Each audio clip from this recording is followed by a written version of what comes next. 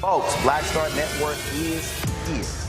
Hold no punches. I'm real revolutionary right now. Support this man, Black Media. He makes sure that our stories are told. Thank you for being the voice of Black America, Roland. Stay black. I love y'all. All momentum we have now, we have to keep this going. The video looks phenomenal. See, there's a difference between Black Star Network and Black-owned media and something like CNN. You can't be Black-owned media and be scared. It's time to be smart. Bring your eyeballs home. You dig?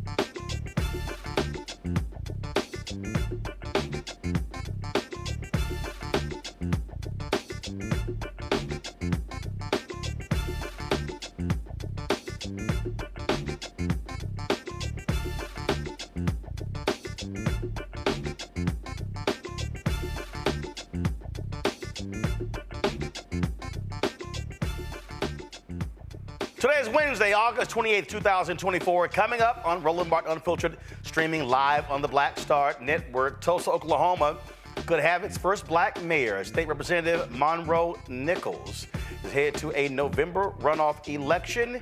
He will be joining us to talk about his history-making campaign.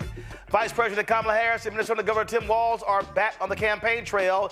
The deal kicked off a two-day bus tour in southern Georgia. Governor Walz told the International Association of Firefighters that Trump isn't going to fight for them like he and Harris would. We'll show you all of that. Plus, rapper YelloPain's My Vote Don't Count is a civics lesson for everyone. He will join us to talk about this song. Plus, Justice Ketanji Brown Jackson voiced her concerns about the Supreme Court's decision in the presidential immunity case. Plus, the Win with Black Men calls taking place in our second hour. We'll be live with that as well. Folks, it is time to bring the funk on Roland Martin Unfiltered. On the Black Star Network, let's go. He's got it. Whatever the miss, he's on it. Whatever it is, he's got the scoop, the fact, the find. And when it breaks, he's right on time and it's rolling. Best believe he's knowing. Putting it down from sports to news to politics. With entertainment just for kicks, he's rolling. It's on go, roll, roll, y'all. It's Roland Martin, yeah. Rolling with Roland now. He's funk, he's fresh, he's real, the best, you know he's Roland Martin now.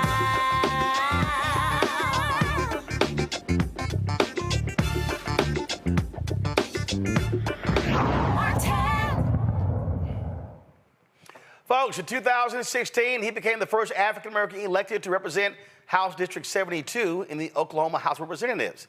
Well, last night, Monroe Nichols came in second place and putting himself in a runoff to become mayor of Tulsa. Last night, a multiple number of candidates ran, but it came down to Karen Keith and Monroe Nichols. In the top two positions, they will advance to a November runoff. He is the current chair of the Oklahoma Legislative Black Caucus, again, facing off with Tulsa County Commissioner Karen Keith. Joining us right now is Monroe Nichols. Glad to have you here. When we were in Tulsa in June, you spoke on stage there. You said to the audience there, if they turn out, this could actually happen. Well, now it's down to 2. What is your message between now and November to all of Tulsa, but specifically to African Americans about being able to make history on the same ballot that Vice President Kamala Harris is going to be on? I think first of all, thank you for having me on, and you just said it. And only one correction, Roland. We placed first last night. Okay. Well, when I went to sleep, you were second, and so they were still counting ballots. So there you go. Hey, the race is not given to the swift or the strong, but the one that endures. Roland, you got to stay up, baby. You got to stay up. Hey, but I think going into November, it's really about problem solving. It's clear. I said when we were on the stage there at Legacy Fest, if our people go vote, we win. Our folks went out and voted.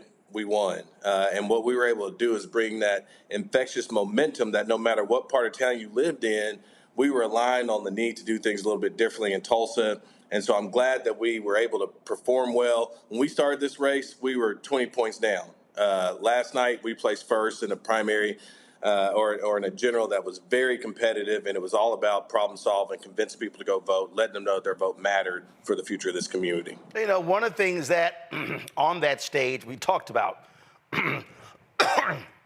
and folks can raise money, but you got to have ground game. Right. And so now the other candidates drop away. Now it's a whole new race. It's a reset. And so what are you saying to voters in Tulsa in terms of what your vision is for that city moving forward? Yeah, hey, like I said, we talked about solving problems from the start. We are in the midst of a homelessness crisis in this community. If you go to monroeformayor.com, you'll find our strategy to end homelessness as we know it by 2030. You know about some of the challenges we have with our state superintendent. We've been talking about how do we improve student outcomes and give kids a fair shot in Tulsa, Oklahoma. Again, that's on the website. We've talked about how do we get past some of these really stubborn issues, and I think people really aligned around that. We didn't have the most money by any stretch of the imagination, but to your point, we had the ground game. We went to neighborhoods. We were on doorsteps. We talked to people about solutions, and what we found was, it turns out, how long you've known somebody, how long somebody's been around is not the most important thing. People have a plan for the future and how they're going to meet the moment is the most important thing. And I think going into November with Vice President Harris at the top of the ticket, we're all going to be having this conversation about this new generation of leadership that is focused on problem solving.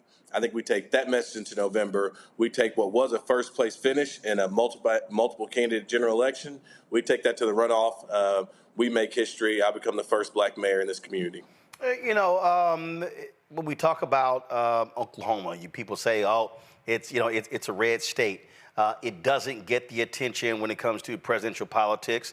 You're not going to see, hell, you're probably not even going to see Donald Trump come there, and so they don't spend time because it's not a battleground state. And so, what do you say to folks that, hey, that's fine, that's at the top of the ticket, but the reality is those down ballot races are just as critical, and the reality is more people are impacted by local races, mayoral races, city council races, county commissioner races, than they are really presidential. Yeah, absolutely. I mean, you want to talk about police accountability, you want to talk about economic opportunity, you want to talk about infrastructure, all those things. Those decisions are made by people who are elected in local elections. I know the attention goes to the federal races, but everything that happens around here, like I said, everything from public safety to trash pickup, that's going to be your mayor, that's going to be your city councilors, that's going to be the folks who are in these elections that sometimes it's hard, Roland, to see the difference between candidates. These are nonpartisan races oftentimes. And so folks sometimes don't engage because it's hard for them to see the difference. But these are the ones that matter. The big one matters too. And I think I want to just give a shout out to Tulsa, Oklahoma. Although Oklahoma's a red state, Joe Biden did beat Donald Trump in the city of Tulsa. And so we're a city that's becoming a little more blue. We're a little purple right now. We're becoming a little more blue. And I think that's a positive thing. That means we're becoming more diverse. We're thinking about problem solving in much different ways. But I would say, look, these local races are critical. but we are a city that's kind of, becoming a little blue pond in what is a sea of red, and I'm excited about that. Obviously, you got to raise money. So if you want people to support you, where do they go? They go to MonroeForMayor.com. We were outspent by about $300,000 in this race. And in a local race, that's a lot of money to be outspent by. I need folks to support this campaign because, again, if we get it right in Tulsa, then you can get it right in Baltimore. If you get it right in Baltimore, you get it right in Detroit and everywhere across the country. We are in this together, and the best ideas for moving this country forward are going to come at the local level. And I need folks who are watching, folks who are your followers, to really kick in, because we can make history in Tulsa, and that is step one to really righting some of the wrongs that we know were in Tulsa's past. And I know the legacy of the race massacre and everything else, but I need folks to support. Go to MonroeForMayor.com. And I would certainly appreciate any help folks are willing to give. Well, certainly hope you've reached out to Charlie Wilson for him to come back and help you with this campaign. Sir. Yes, sir. So, again, Uncle Charlie, I'm going to send you a text message so you can weigh in on this one. So, Monroe, we appreciate you know, Roland, I say if there's a Roland Martin that came in to headline a fundraiser, I think that would do so. I'm just saying. Well, I don't do fundraisers, but I do take my show on the road and broadcast from the city. So, there we go. So we'll see what the schedule looks like. Because you got folks that are trying to get me to come to Georgia, North Carolina, Michigan, Pennsylvania. Everybody goes to those places, Roland. Everybody goes there. I got you. So, but it's only a finite number of days. But we working on it. So we'll see. We'll see what we can make happen. All right. I appreciate you. All right. Appreciate it. Thanks a lot. Yes, sir. Folks, got to go to break. We come back. We'll talk more politics. We'll talk about a new poll also showing increasing Latino support for Vice President Kamala Harris. What will it take for her to win North Carolina and Georgia? We'll talk about that as well. Folks, you're watching Roland Martin Unfiltered on the Black Star Network. Now streaming on the Black Star Network.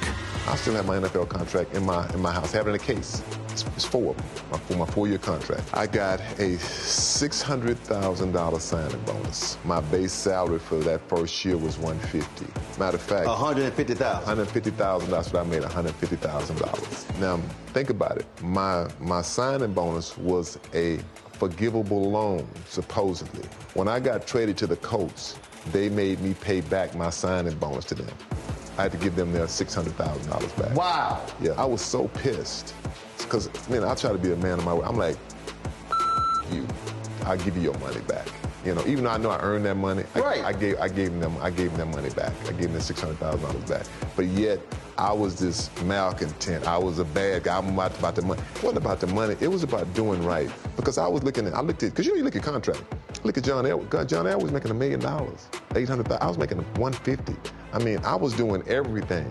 And I'm like, but yet I got so many letters, so I just play for free and all that kind of stuff. You don't forget that kind of stuff. Right. That stuff is hurtful.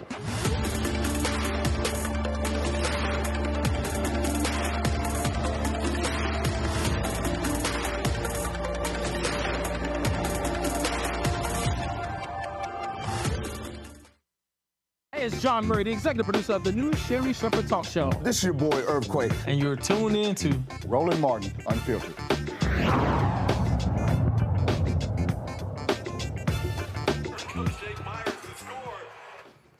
All right, folks, let's bring in our panel right now. Rob Patillo, host, People, Passion, Politics, News and Talk 1380 WALK out of Atlanta.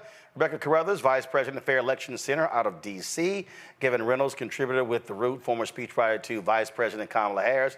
And he finally got some rest because he was part of the speechwriting team of the DNC. Gavin, I heard y'all were locked into a room. Y'all couldn't go anywhere. They wouldn't let y'all use the bathroom, wouldn't let y'all eat. So y'all were a little busy there. It wasn't that bad, Roland, but I will say it was probably the most exhilarating and exhausting week of my life. Totally understand. All right, folks. Vice President Kamala Harris, Governor Tim Walz, they have touched down in Georgia. This is a little bit earlier today where she began her bus tour. And she was meeting with various folks today in the Savannah area. They've got a rally there tomorrow. When I look back on 2020, Robert, 2022, we spent a lot of time in Georgia. I mean, first of all, 2022 for the runoff, we damn near moved to Georgia, spent 5 weeks there, living in the Airbnb, traveling all over the place. And the thing that was important is that as we were working with the Warnock campaign, is that we were not just locked into the Atlanta area. We literally went all over the state. We traveled all over doing the show in 2022, in 2022 from different locations, from Jonesboro, from Statesboro, in Athens, in Savannah, in all of those places. And the reality is, the only for Harris-Walz to win Georgia, it is going to take a seriously strong ground game there. And because here's what you have in Georgia, and the same in North Carolina. You have significant black population in rural parts of the state that normally don't see candidates. Warnock is from Savannah, and so where they're going, but they're going to have, in order for them to win, and unlike 2020, you don't have Warnock and Ossoff on the ground. So you had all of that energy that was happening for Democrats in 2020. They have got to really spend time in Albany, in those type of towns where you have large black population, to drive those numbers up to offset the MAGA vote. Because you know Governor Brian Kemp's, his machine is going to be on the ground for Donald Trump. You're absolutely correct. And actually, there's a Fox News poll that just released at the beginning of the show. It shows that in Arizona, Harris is up 50-49. In Nevada, she's up 50-48. North Carolina, she's down 49-50, so a 1-point race. And in Georgia, for the first time this year, she's up 50-48 on Donald Trump. And hold on, just hold it. I'm going to show it right now. And the exact same poll also shows that it's 50-49 in Arizona. Go right there. So again, you're seeing what's happening there. But the bottom line is this here. What you also have is what's going on with white voters, and that is Trump, significant percentage with white voters. But you're seeing how the latest poll, according to Matt Barretto, how she's even doing better among Latinos, and could very well, like right here, it shows 42% of the Hispanic vote for Trump. According to Matt Barretto, she could actually take her Latino support above 60 to maybe 65% and drop his numbers there. But that means, again, strong ground game. Exactly, and this is where that $540 million comes into play, because she can complete places that Democrats normally don't. I'm born and raised in Georgia politics, from Waverly Hall, Georgia, which is in Harris County, near Hamilton, north of Columbus, south of Talbotton. So I know the state. I've been to all 159 counties on 3 different campaign occasions. Trust me when I say this. Leave Metro Atlanta. You have to go to all the other black populations in the state, because in Metro Atlanta, we're used to big things. We're used to Super Bowl. We're used to World Cups, Olympics, etc. You go down to Albany, Georgia, to Fort Valley. You go to Oglethorpe, to Montezuma. You ride through Meriwether County on down to the border. Guess what? Those people have never seen a national politician and a national black politician come down there to get their votes. Those votes are to be had. They simply need someone to come talk to them. They're opening more field offices in the area. That has to continue. If you win Georgia and you win North Carolina, it changes the electoral map for the next generation. Because one thing that we're seeing with the Republican Party is Donald Trump has decided to not run as a Republican in the Republican race. He has decided the only conservative values that Republicans care about are tax cuts and racism. That as long as you provide them tax cuts and racism, they don't care about pro-life, they don't care about traditional family, they don't care about military, they don't care about foreign policy. All they care about is tax cuts and racism. Because of that, you're seeing a capping on his support. He's not going to drop below 43.5% of the vote, but he's also not going to get above about 47 or 48%. This is the opportunity that Harris has to close the door and close the deal. Do not do what Hillary did in 2016 and get profligate at the end and disappear off the campaign trail. You have to push through. You have to rally your voters through. You have to be organizing, not just with the Divine Nine and with the churches and with the traditional rights organizations. You have to be granular. You need to be down there with Fair Fight. fight. You need to be down there with INSAE and New Georgia Project. You have to be down in every single county and compete in all 159 counties, because remember, the last election came down to under 12,000 votes. So anywhere that you can find voters, anywhere you can shake the trees, and remember, we have a new Republican elections board that is working to suppress every vote that they have. So if you think you can win by 1 or 2 points, no, you got to win by 5 or 6 just to be safe for what they're going to be doing to try to contest the election. And look, I mean, this here is when you talk about, you know, the difference here with difference with the election.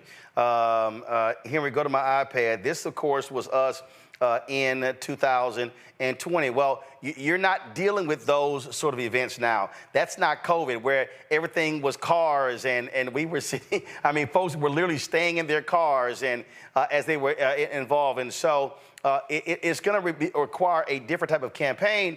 And this is also, Rebecca, where you maximize your surrogates. I can tell you in 2020, we had events where Portia Williams and Jermaine Dupri and others were actually traveling around the state, where they were going to those places. Warnock could not be everywhere. And so that, to me, is also how you deploy folks there.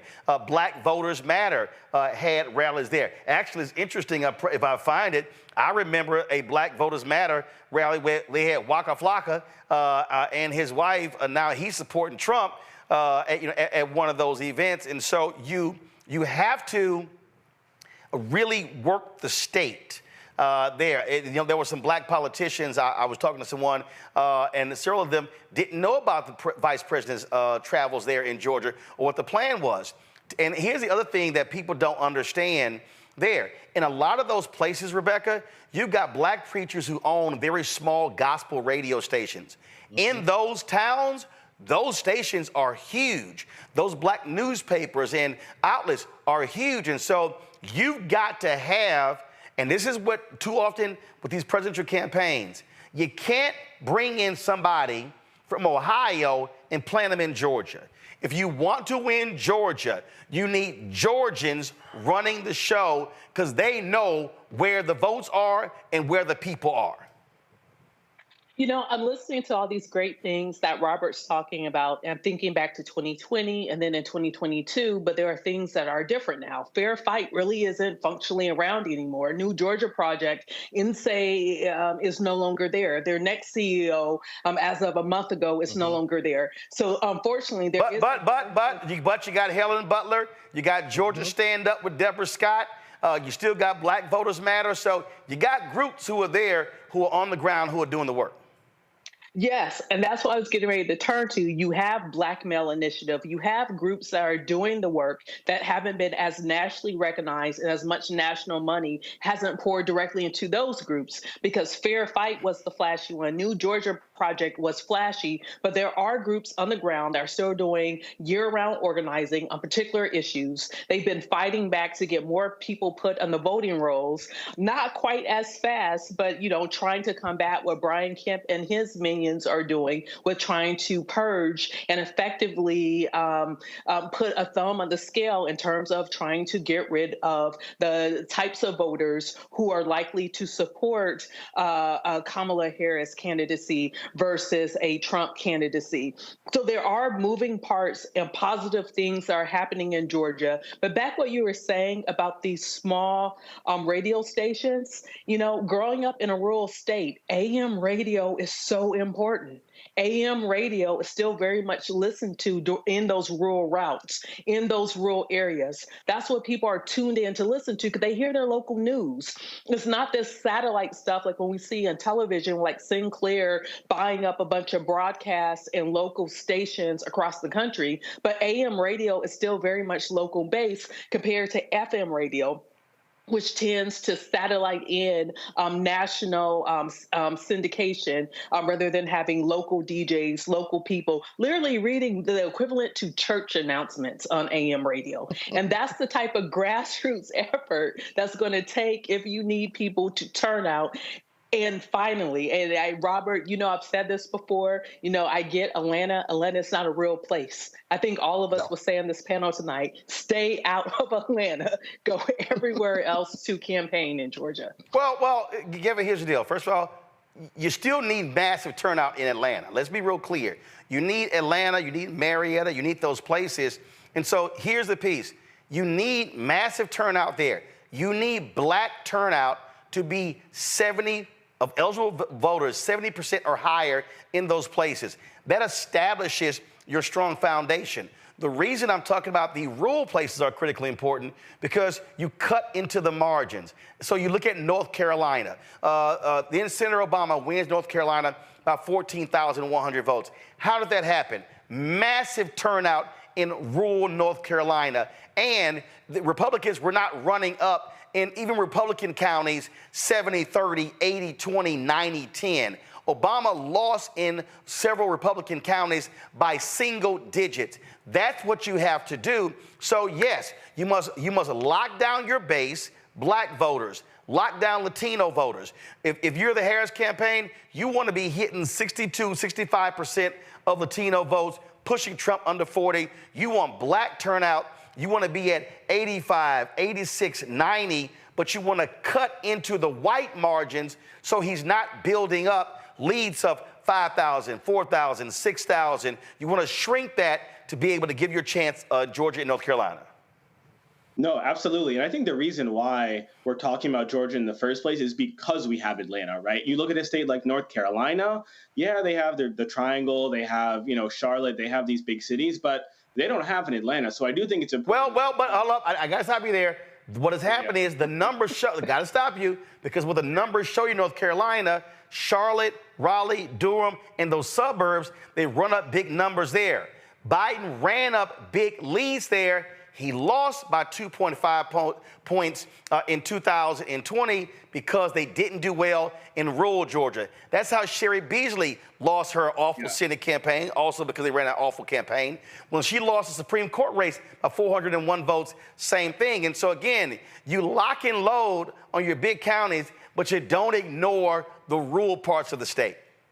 Definitely. And I think someone like Roy Cooper is someone who shows us the importance of being able to win rural voters. He is someone who can win as a Democrat in North Carolina when Democrats lose at other levels of the ballot, because he's from Nashville County, Nashville County, North Carolina. And when he goes up there and speaks in his, Roy Cooper sort of folksy twang, he's able to connect with rural voters in ways that a lot of other politicians from, big cities in North Carolina just haven't been able to in recent memory. So I agree with you, Roland. And I think Roy Cooper is a model, someone who shows us the importance of being able to connect with rural voters in states like North Carolina and in states like Georgia. Robert said this a minute ago. President Biden and Vice President Harris won the state of Georgia by, it was like 11,700 votes, I believe. And so this, y'all, is going to be so close. But if you look at the momentum that the Harris campaign has been able to build, an incredibly successful convention last week. I was there, as we said a minute ago, Roland. I felt that energy in the room was electric. But there are fewer than 70 days left now between now and the election. And now is go time. It's get out to vote. And that 70 days, that's until Election Day. Early voting is going to start before that. And in some states, it's starting in just a few weeks. And if you look at the state of Georgia, the Harris campaign has amassed a network of over 35,000 volunteers, over 170 staffers, 24 coordinated campaign offices. And what that is, it's the largest in-state operation of any Democratic presidential campaign cycle ever in the state of Georgia. So, Roland, that is the ground game that we need. It's so important that we have local voices in communities across the state of Georgia who are able to be there even after this bus tour, is over. And as important as the bus tour is, but once the bus leaves town, you got to have those local voices validating the work of Vice President Harris and Governor Walz so that voters know that they're the ones who will fight on their behalf. So I'm excited by what's going on, and especially excited that a stop along the way will involve a speech at the oldest HBCU in the state of Georgia, Savannah State. This here is Vice President Harris, Governor Walz in Hinesville, Georgia. You can turn the audio, folks. This is them there at a high school. The band was playing there. And so go ahead and play it.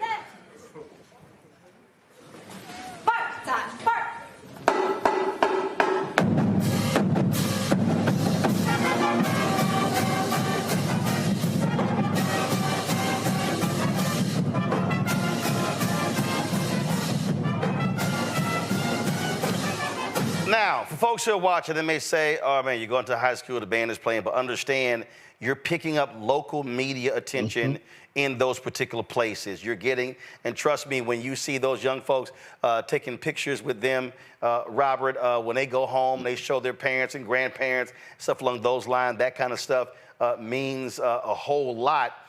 And again, when they leave, obviously they're going to leave, but that's where you then you have to come back, you got to touch them. You got to touch them. You got to be able to hit them. And then when you have those groups that are also grassroots groups, when you look at for young voters, Tom Steyer's group, the work that they do. Again, when you look at those groups that are specific in Georgia, which is why we always say you got to fund those groups as well in order to be able for them to be on the ground.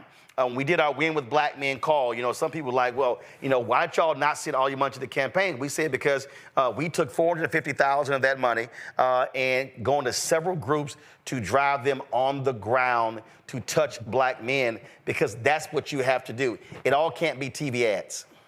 And Roland, on that point, people who aren't from the state, I would like to remind them that Atlanta and Georgia are two different places geographically. Don't confuse them. People from South Georgia generally don't like folks in Atlanta. We consider them to be the big city folks with bad attitudes who come down south to buy a watermelon and cordial and act like they too good to get out the car. And ain't no difference between Philadelphia, Pittsburgh, and the suburbs where they say the rest of Pennsylvania is Alabama.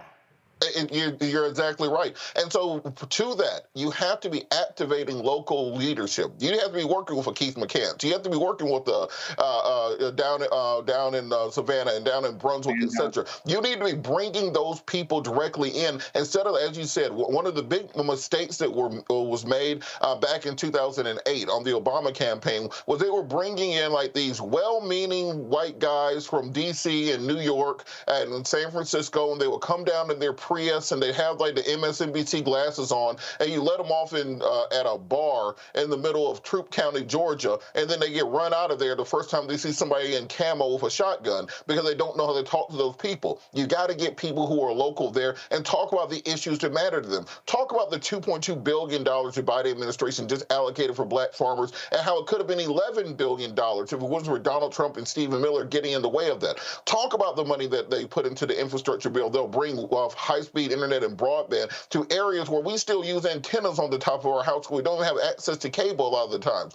Talk about how you're going to make sure that you're putting the right types of investments into those HBCUs that will help them to not just stay alive, but to reopen places that have closed down previously and bring them to parity with other institutions while the state of Georgia is trying to take over those colleges and merge them with white colleges. You have to set out a very clear rural agenda that will work, and those people will come around. Well, I'll give you an example. There was a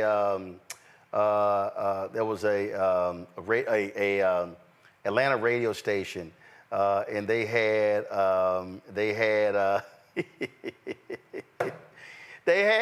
so the sister, the black girl, the sister who was supporting Trump at Chick-fil-A. So so they had her on. And she was touting Trump's platinum plan. She was touting, how great it was and what he was going to do. And to that particular point that you made, so I saw the video on Instagram last night, and I was like, man, let me weigh in on this. And so she was sitting here, talking about what he did. And I said, oh, really? His platinum plan was so great? Go to my iPad. He's a perfect example. In his plan, he said he was going to invest almost $20 billion towards broadband and internet access to create job opportunities. Well, here's the reality. He got none of that done. He didn't accomplish anything. And the reality is, what did Biden-Harris do? Well, they actually got an infrastructure bill plan. They actually got it done. And I had to remind her last night, sorry, boo, while you sitting here touting Trump's $20 billion broadband plan, this is what Biden-Harris did. They actually got $40 billion for broadband. And Rebecca, you go to those rural places and you say, hey, we're putting in place, now you're gonna be able to access high-speed internet, and you're able to say that happened because we made it possible. He promised, we did it. You know, absolutely. Like, just like we've been talking about Georgia, but then also North Carolina, especially the eastern part of North Carolina. You know, if I was advising the campaign, I would tell them to put a campaign office in Wilmington and then fan out. And the reason why is those are areas, All America Vote, led by Tamar Mokhtar, one of the things that they've been focusing on is looking at counties that have at least 9,000 Black folks in these rural counties and trying to work and figure out the best ways to organize them. Because once again, you know, the mainstream media would have you thinking that Black people only live in urban areas and we don't live on farms, on ranches, that we don't live in small towns, and we do. And so, you know, going into those areas in eastern North Carolina is Black, it's brown, and it's indigenous. There are a lot of Hispanic voters there and Hispanic speakers. There are a lot of Black folks there. And then there are a lot of Native Americans and active Native American tribes that are there. And if you're able to work that, we know that there has been some ongoing organizing happening even before North Carolina became considered competitive by national pundits. But we know that there are people there. And so as we're talking about close margins, if you're going into these counties and you're picking up 5,000 votes here, 2,000 votes here, 7,000 votes here, it really starts to add up. And like we talked about the triangle, but also understanding that triangle going beyond, really dig into Greensboro.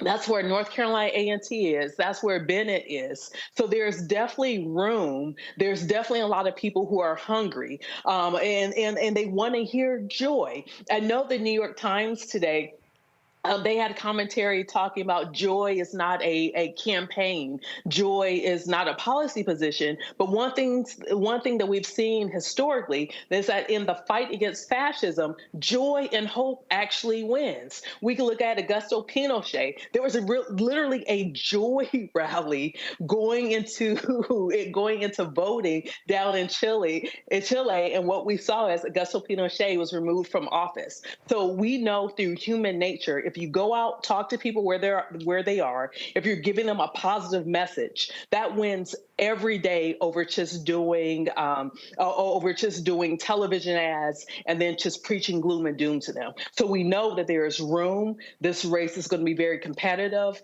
But even with the Fox, polling that you all referenced, we still know that Harris is going to have to significantly outperform Trump in order to build up a huge margin. If there's one thing that's really getting on my damn nerves is all of these media people and they're whining and complaining about, Harris doing interviews and bypassing media. I saw this clip earlier, and his brother, he's with the New York Times, and he was on CNN. I mean, let me play this for y'all, because I'm sorry, I just think he's dead wrong. Watch this. Instead, why do you think they're doing it together and not by herself? Well, I don't think it's a secret. Democrats over the last couple of years have increasingly thought that they can go directly to their voters, and I think have frankly been fairly slow to coming around to doing mainstream traditional interviews. We've heard the Biden campaign, now turned the Harris campaign, complain repeatedly about reporters trying to ask those type of questions, have stayed away from more traditional media interviews as they've tried to go to influencers, tried to go to podcasts that are more friendly venues for them, and they found real success with that. I think what is happening now, though, is there's an onus on Harris and Walz to differentiate themselves from the Biden ticket. There's open questions about what their vision would be, what their legislative priorities would be. And while the Democratic Convention was an advertisement for the party writ large, a lot of the things people were saying on stage could have been just the same if it was President Biden as the nominee rather than Kamala Harris. What an interview does is put the onus on her, not just for the mastery of issues and kind of command of issues, but to lay out a vision. That is something that Kamala Harris has been fairly uncomfortable with. Speaking as someone who has interviewed her, that's not necessarily where she likes to be. She often says, I'm not someone who's good at speeches. I'm someone who gets things done. Now, we know as president, that's a big core part of the job is to lay out that kind of vision. Obviously, when you have a two-person interview, you know, and you have a limited amount of time, it does limit the interviewer's ability. I don't think this is going to be the last we hear of her, though. This is going to be the first, but I do think that question of can she do it alone will loom, and they will have to be able to put her out in spaces where she is answering confrontational questions and laying out her vision by herself. If this is all we get in terms of her along with Walz, I do think those questions will ring out further. Scott, in terms of the debate. Oh, I think that black. All right. You know, let me. I'm trying my best. I'm trying my best not to cuss. I'm trying, y'all. I'm trying my best not to cuss right now. I might end up throwing something. I'm trying not to throw nothing. So let me just rearrange stuff on the desk so I don't sit here and throw something.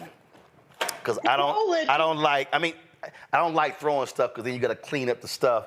So, okay, so this is my problem with what I just heard. First of all, the brother Usted is talking about, well, you know, I've interviewed her and when she's doing, you know, these interviews. Okay, so let me remind people of something. When he was interviewing her, she's the vice president. So therefore, she's supporting the policies of the president. So then when he's like, well, you know, if you watch the Dem convention, it was like a continuation of Biden policies. She's the vice president. Can we stop acting like she wasn't there?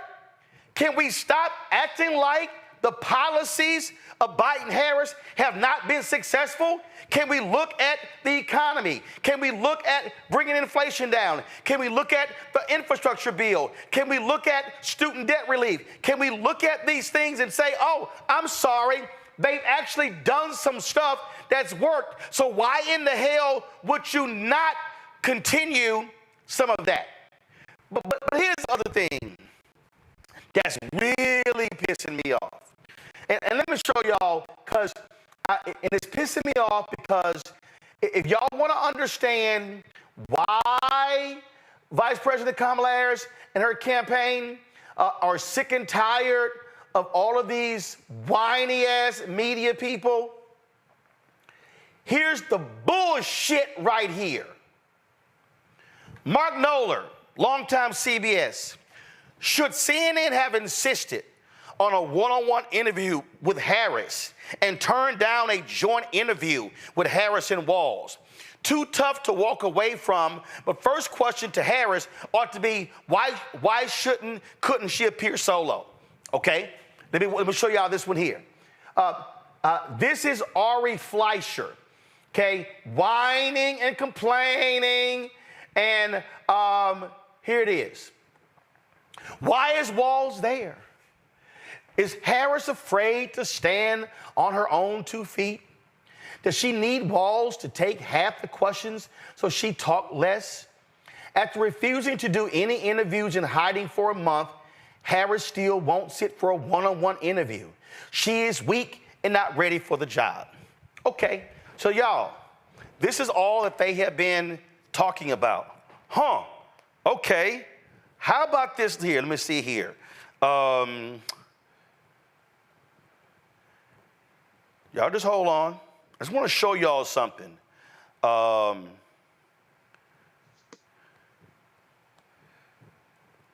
Because obviously, all of these idiots have forgotten this. Let me pull this up. Let me go to this right now. This is 2008. What is this? This is the CBS Evening News with Katie Couric. Come on, go to it. Who do you see? Sarah Palin, who was Senator John McCain's nominee for president. She's sitting in an interview. Let me just sort of scrub this. So, my God. Who do I see right here? I see McCain and Palin sitting for an interview. Really? Yeah. Sit for an interview. Let me go back here. So let me see about this here. Obama and Biden and joint interview. Let me see if I can come up with a moment where the two of them actually sat down for a joint interview. Yeah, it actually happened. It actually happened. Oh, let me also, if I go through here, you know what I'm going to find? I'm going to find video of Mitt Romney and guess what? Congressman Paul Ryan sitting for a joint interview. And I'm also going to find? I'm going to find Donald Trump and Mike Pence sitting for a joint interview. I'm going to find by Hillary Clinton and Tim Kaine sitting for a joint interview. And I'm also going to find, I'm actually going to find Trump and J.D. Vance sitting for a joint interview. So I'm sorry, help me out. 2008, 2012, 2016, 2020, 2024, the nominee as well as the VP pick have sat down for joint interviews on both sides. So, Gavin, why in the hell all of a sudden it's like, oh my God, goodness, the walls are coming down because Vice President Kamala Harris is just doing the exact same thing that Trump, Obama, Biden, Hillary, McCain, all of them did? Well, I guess, what does she have that they don't have in common with her? I wonder what. Maybe it's that she's a black woman. And maybe it's that the level of scrutiny that we've seen for Vice President Kamala Harris since before she was even picked by President Joe Biden to be his running mate has been unparalleled. You really think that that the reporters would be saying, oh, this, Mitt Romney, John McCain, not up to the job, not ready for the job. Guess what? Hold on, you keep talking. Go to my iPad while you're talking, and I want to show y'all. Here we go. Here we go. There it is. Hold up. Here we go. Here we go. Okay, what's the big deal? Gavin, go ahead. The thing is, I don't know if people realize it, but Kamala Harris has been in public service since, well, I won't give a year, but Kamala Harris has been in public service for longer than John F. Kennedy was by the time he became president. Kamala Harris has had one employer throughout her whole entire career, and that's been the American people. She served as a prosecutor in the Bay Area. She served as district attorney of San Francisco. She served as a United States senator from California.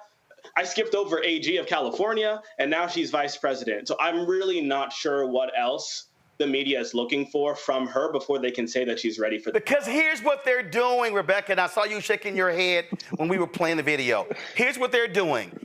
J.D. Vance and the Republicans started this talking point.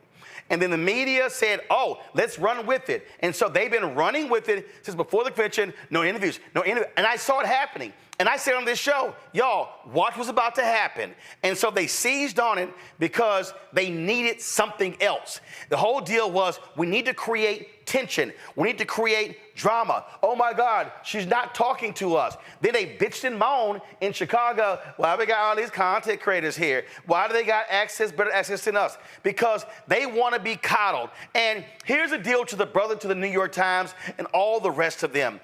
Guess what? Y'all don't get to run this shit anymore. Y'all are no longer the gatekeepers. In New York Times and the Washington Post and CNN and the Wall Street Journal and USA Today, y'all no longer get to control how people get access. To everybody who's watching, let me explain to y'all the real secret in media. All of these outlets, national newscasts, local newscasts, they actually had their stories and their lineups determined by what was in the New York Times and the Washington Post and the big outlets and the daily newspapers. Well, guess what? You don't have to do that now. You now can actually reach millions of people via podcasts, via blogs, via social media, via Instagram and TikTok. And why they're angry? Because they no longer get to control access. They no longer control the information. So that's why when the New York Times writes a bullshit headline, they get called out. Because folks like, that's trash. That's why the New York Times has been pissed off of, Rebecca, for 4 years because President Joe Biden hasn't given them a one-on-one interview. Joe Biden has basically says, New York Times, kiss my ass. So is it a Stead or a Steed Wesley? A Stead Wesley? Yeah, a Stead. I don't know what the hell. A Stead something. Yeah, so here's the thing. It's really rich with what about. First, his first issue saying, oh, they're talking directly to voters, as if that's a problem. That's the job of a candidate, is to talk directly to voters. The other thing is the interview that he did and the article that he referenced, I actually read that article, and it was extremely bad. It was very poor journalism, and it read like a text. Oh, yeah, I saw that article as well, and yeah, it was awful. In search of Kamala Harris. Yes, in search of Kamala Harris. So what these people are doing are letting you know who has been backstabbing and planting these fake stories in the media that has been bad-mouthing her for the last 3.5 years. We saw her first year. We saw her second year. If you notice, all the Beltway and the Inside and the Access Journalism journalists have been the ones who have been the sources, in my opinion, for some of these stories. They didn't even name names where they were getting information. They were just quoting each other. And so Steed is part of that class. New York Times peddles an anti-blackness, and Steed is showing that he buys into some of that anti-blackness too. So it's very laughable hearing him complain on CNN, oh, we're not getting access. I was also in Chicago last week. 15,000 media credentials was passed out. There were only 200 content creators. So for people to complain that, oh, we only got 15,000 passes, but then these other people got 200 passes, well, guess what? I saw how hungry a lot of those content creators were. They were everywhere. They were bird-dogging stories. They were going after sources and talking to people to introduce their audiences to all of the principles that were in Chicago last week. I didn't see a lot of the traditional media doing that. I saw them talking to the same 3 types of people and chasing the 3 types of stories. So you get what you get. They got what they got by the New York Times being a part of this. Let's pull Biden off the ticket. Great, you got it. But what you didn't plan on was that Kamala Harris was then going to rise to the top of the ticket, and that she, for all means, looks like that she's going to be victorious in November. That's not what the New York Times planned on. Well, they thought they were going to get Gavin Newsom. And I'm just like, they're driving me crazy. And what was also driving me crazy are these people who want to weigh in, who clearly never took a civics class, who don't understand government. I saw a tweet today by comedian Lil Duval, who said, all the politicians are pandering, anybody pandering to black men. And I actually had to send him a text, and I tweeted, Vice President Kamala Harris has been meeting with black men for the last 3.5 years. What the hell y'all talking about? This ain't nothing new. I'm like, so it's on our Instagram page, it's on Twitter page. But what really gets me are the people who are asking questions, who literally don't understand the basics of civics. My next guest dropped a video where he laid that out. And I love the video, and he did it in the previous election cycle because it's real basic. And, and I love it because by putting it to a hip hop beat, hopefully folk begin to understand it. Y'all go ahead and roll it.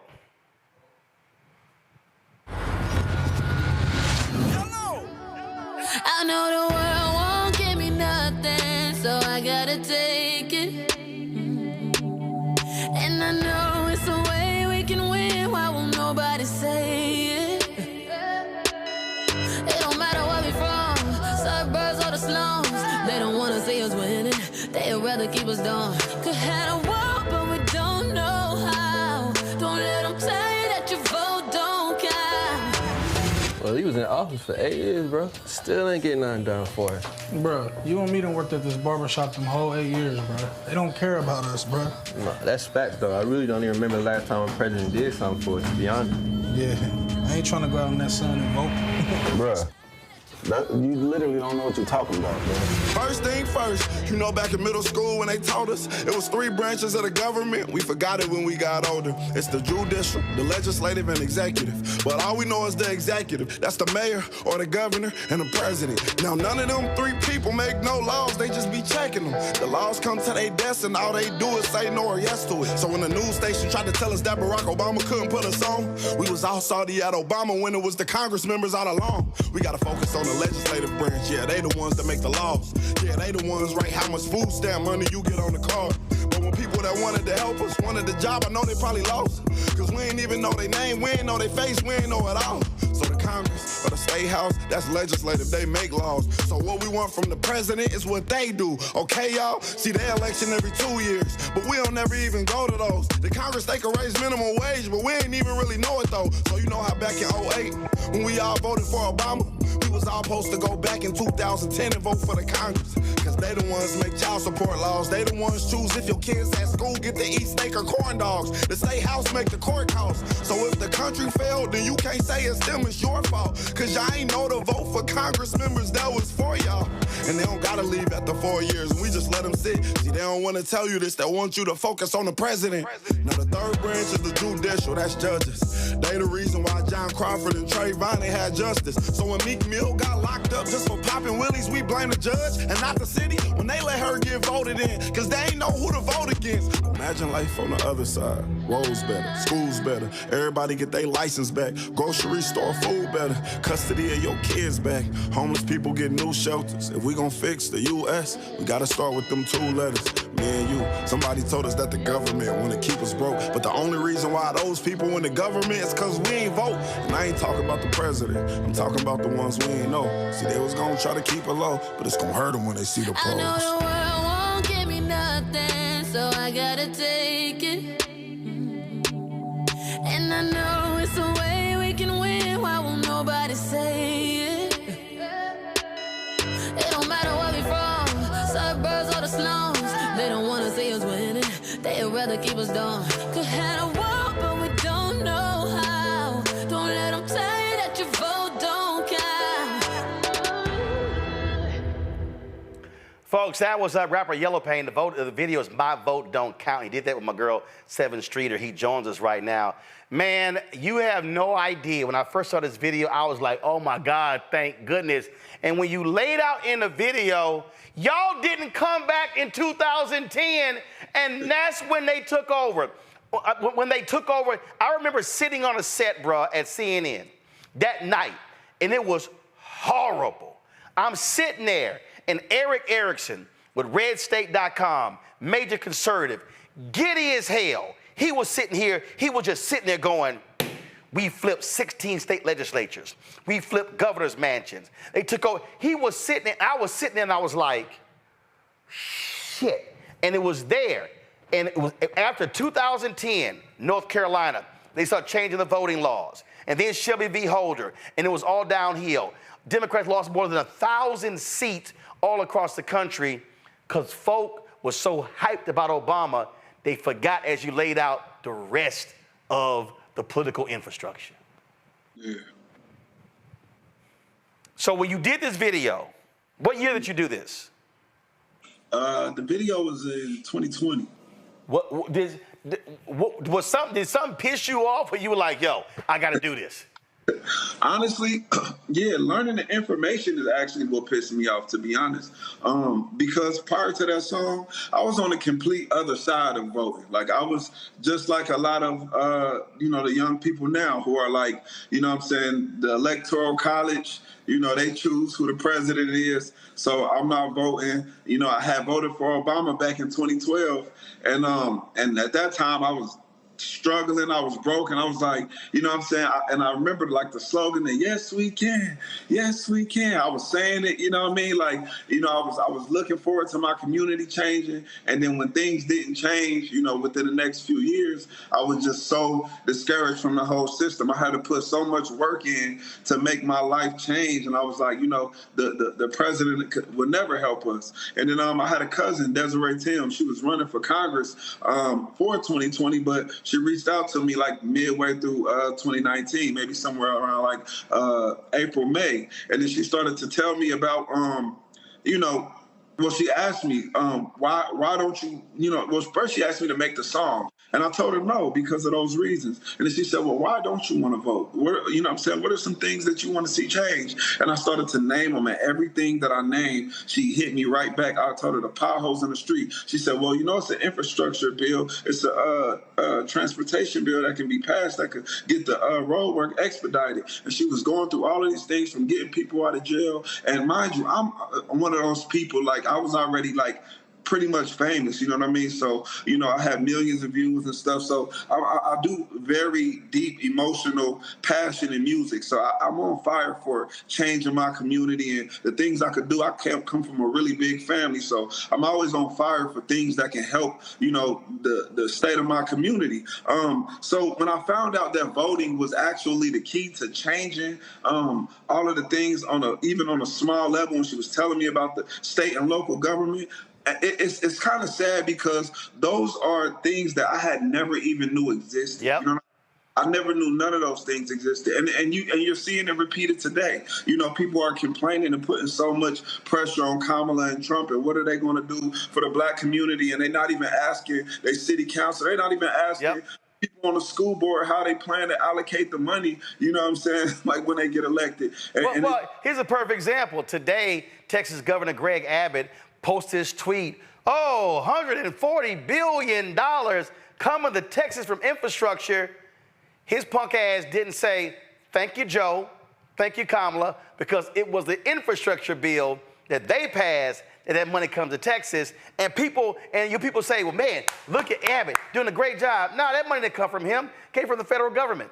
And so it's so important, because, listen, my parents were founders of a civic club. So I literally saw this stuff up close and personal when I was 8, 9, 10, 11, 12. So I lived it my whole life, on the ground, basic community-based stuff. And you're right, so many people just have no clue. And then they look at you like you're crazy, like, what you talking about? The president controls everything. I'm like, no, they don't.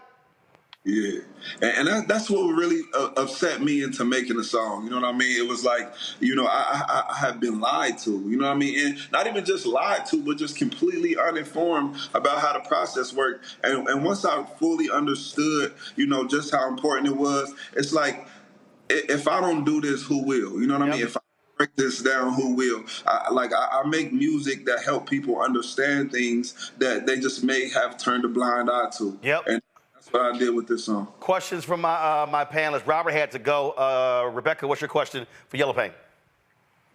Sure. So based upon the reactions with this video, what do you think the message should be, especially with targeting black men, on the importance of voting and targeting black men to convince them that it's in their best interest, it's in their family's best interest for them to vote? I think what the turning point for me was, and what I think the turning point will be for a lot of other black men, is instead of telling them, we're always telling, you know what I mean? We're always saying, go vote, go vote, go vote. But they don't know why they should vote. Yep. I mean, they have no idea why they should vote. And trust is everything. And right now, it's in short supply. You know what I mean? Many voters feel like the system doesn't matter. They're not understanding, promises feel empty. It's police brutality and, economic inequality, all type of things. So I think the biggest thing that we need to do is ask them.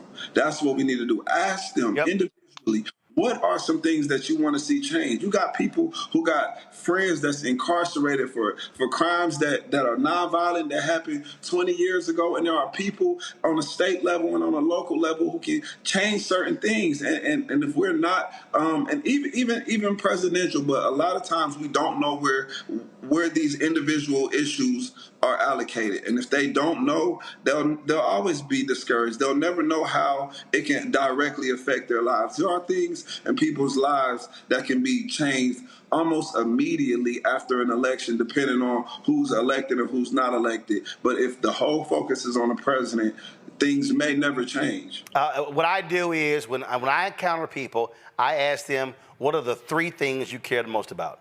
Yeah. The 3 things I tell them, and then I say, now, let me explain to you on that particular issue, who's primarily responsible. Yeah, school board, city council, county government, state or federal government, and walk people through that way. Gavin.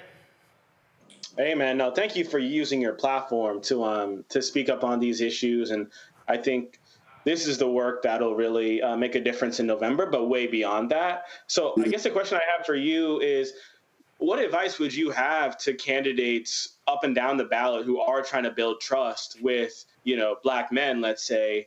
Do you have any tips for how they can actually, make meaningful relationships and build trust so that, our people are receptive to the messages that they're being told?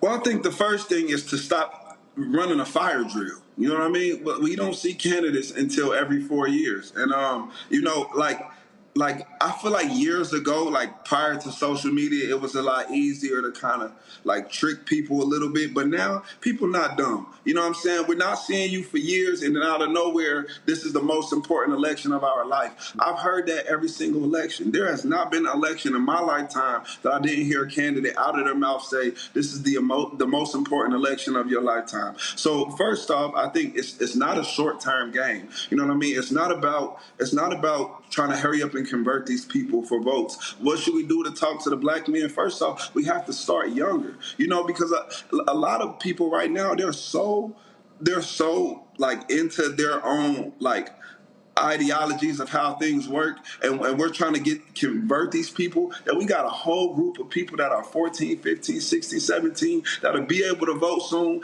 and we're not even targeting them. No, we're not teaching, educating them. So I think we need to A, start younger, B, do what we said, and ask them, what they need, the things that they want to see change. And I think we have to start education. We have to educate them on how the system works. You know what I mean? Without education, we're going to always play a blame game. You know what I mean? And we need to let them know one thing for sure is that not voting is still voting. You know what I mean? You are making a conscious choice, and let them know that there are people that have your life in their hands, and people that are controlling everything about your life, from the water you drink to the air you breathe to the trash pickup to what your kids eat in school. We got to make it practical. We got to bring it to their front door and let them know. Teach them the system. Because honestly, if I was never taught the system, I would be the same person I was in 2019 when I was telling my cousin, listen, I don't want to hear all that. Everything I got on my own. I got it out the mud. No presidential candidate, nobody in the office ever helped me. I did this. This is my, you know what I mean? And at the end of the day, it's not all economic. I think that's another big thing, is that we put so much energy into the economic things. Right. Secure the bag. That when people start to say, well, I don't need the president, or I don't need to focus on voting because I know how to get money, and then abortion laws get reversed, and it's like, oh shit, what happened? You know what I mean? It's because we don't know what's going on. So I think education is one of the most important things. Absolutely. YelloPain, last question for you, have you endorsed anybody? You choosing not to? Just your thought on this campaign. Just curious. I'm not endorsing anybody, and the reason being is because I feel like when you push in education, especially in a season like this, right? Like even after the election, I could say who I may have voted for or not. But when you push in education, you can get like it can get lost in translation, right? Everybody has an agenda right now. Everybody's getting, there's money going in different places, and it's hard. Like I said, trust is everything, and it's right now. You know what I mean? Well, it's sort of like, look, this implies he's supportive of Vice President Kamala Harris, but he's made it clear he's not doing anything with the campaign. He's like, he said his position is, I'm stronger by being independent, not tied to anybody, just standing on my position and helping folks out, educating them. So totally understand that. But man, look, I appreciate it. Great job with the video. Don't be surprised if we run it again, because I think more people need to see it and hear it, because listen, you're right. What you laid out in that video, I travel this country, and every city I go to, I hear the exact same thing, and you got to walk people through to get them to understand exactly how this whole thing works. And so, brother, I appreciate it. Thank you so very much. I'm about to jump on our Win with Black Men call, so they're waiting on me right now, so I'm about to hop over there. And so I appreciate it. Welcome back to the show anytime. Thank you for having me. I appreciate it. Thanks a bunch. Gavin, Rebecca, thank you so very much. Robert as well. We gotta go to a break. We come back, y'all. The second hour of Roland Martin Unfiltered will be our Win with a Black Man call. As I said, they're waiting for me right now. And so when we come back, we're gonna be on that particular call right here, Roland Martin Unfiltered, the Black Star Network. Support the work that we do. Join our Bring the Funk fan club. Send your check and money order to P.O. Box 57196, Washington, D.C., 20037-0196. Cash App, $RM Unfiltered, PayPal, R Martin Unfiltered, Venmo is RM Unfiltered, Zelle, Roland at RolandSMartin.com, Roland at RolandMartinUnfiltered.com. We'll be right back.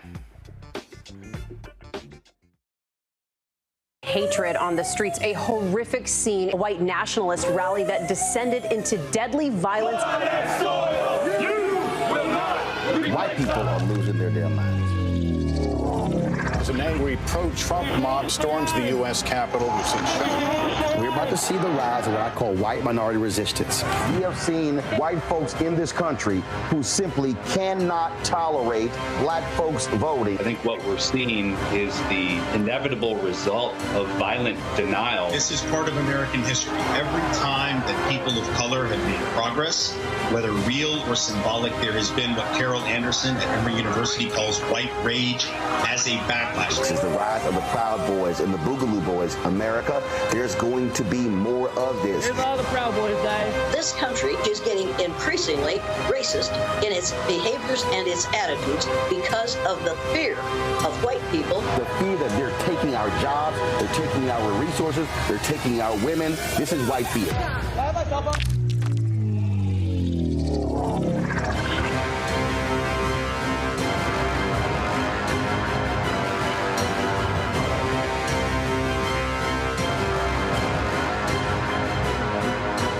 When you talk about blackness and what happens in black culture, we're about covering these things that matter to us, speaking to our issues and concerns. This is a genuine people-powered movement. There's a lot of stuff that we're not getting. You get it, and you spread the word. We wish to plead our own cause.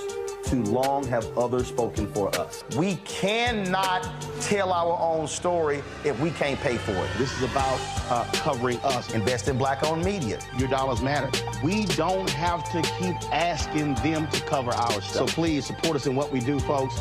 We want to hit 2,000 people, $50 this month, raise $100,000. We're behind 100,000, so we want to hit that. Y'all money makes this possible.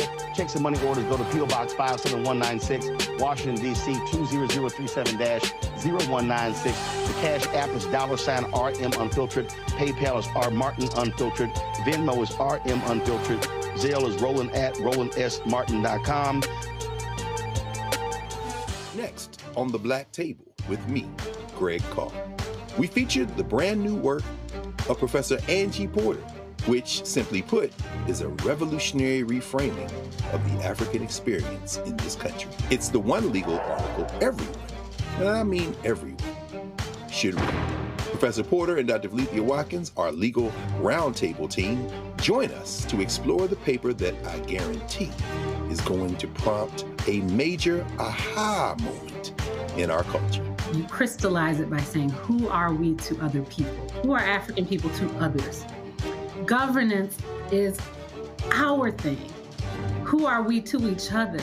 The structures we create for ourselves, how we order the universe as African people.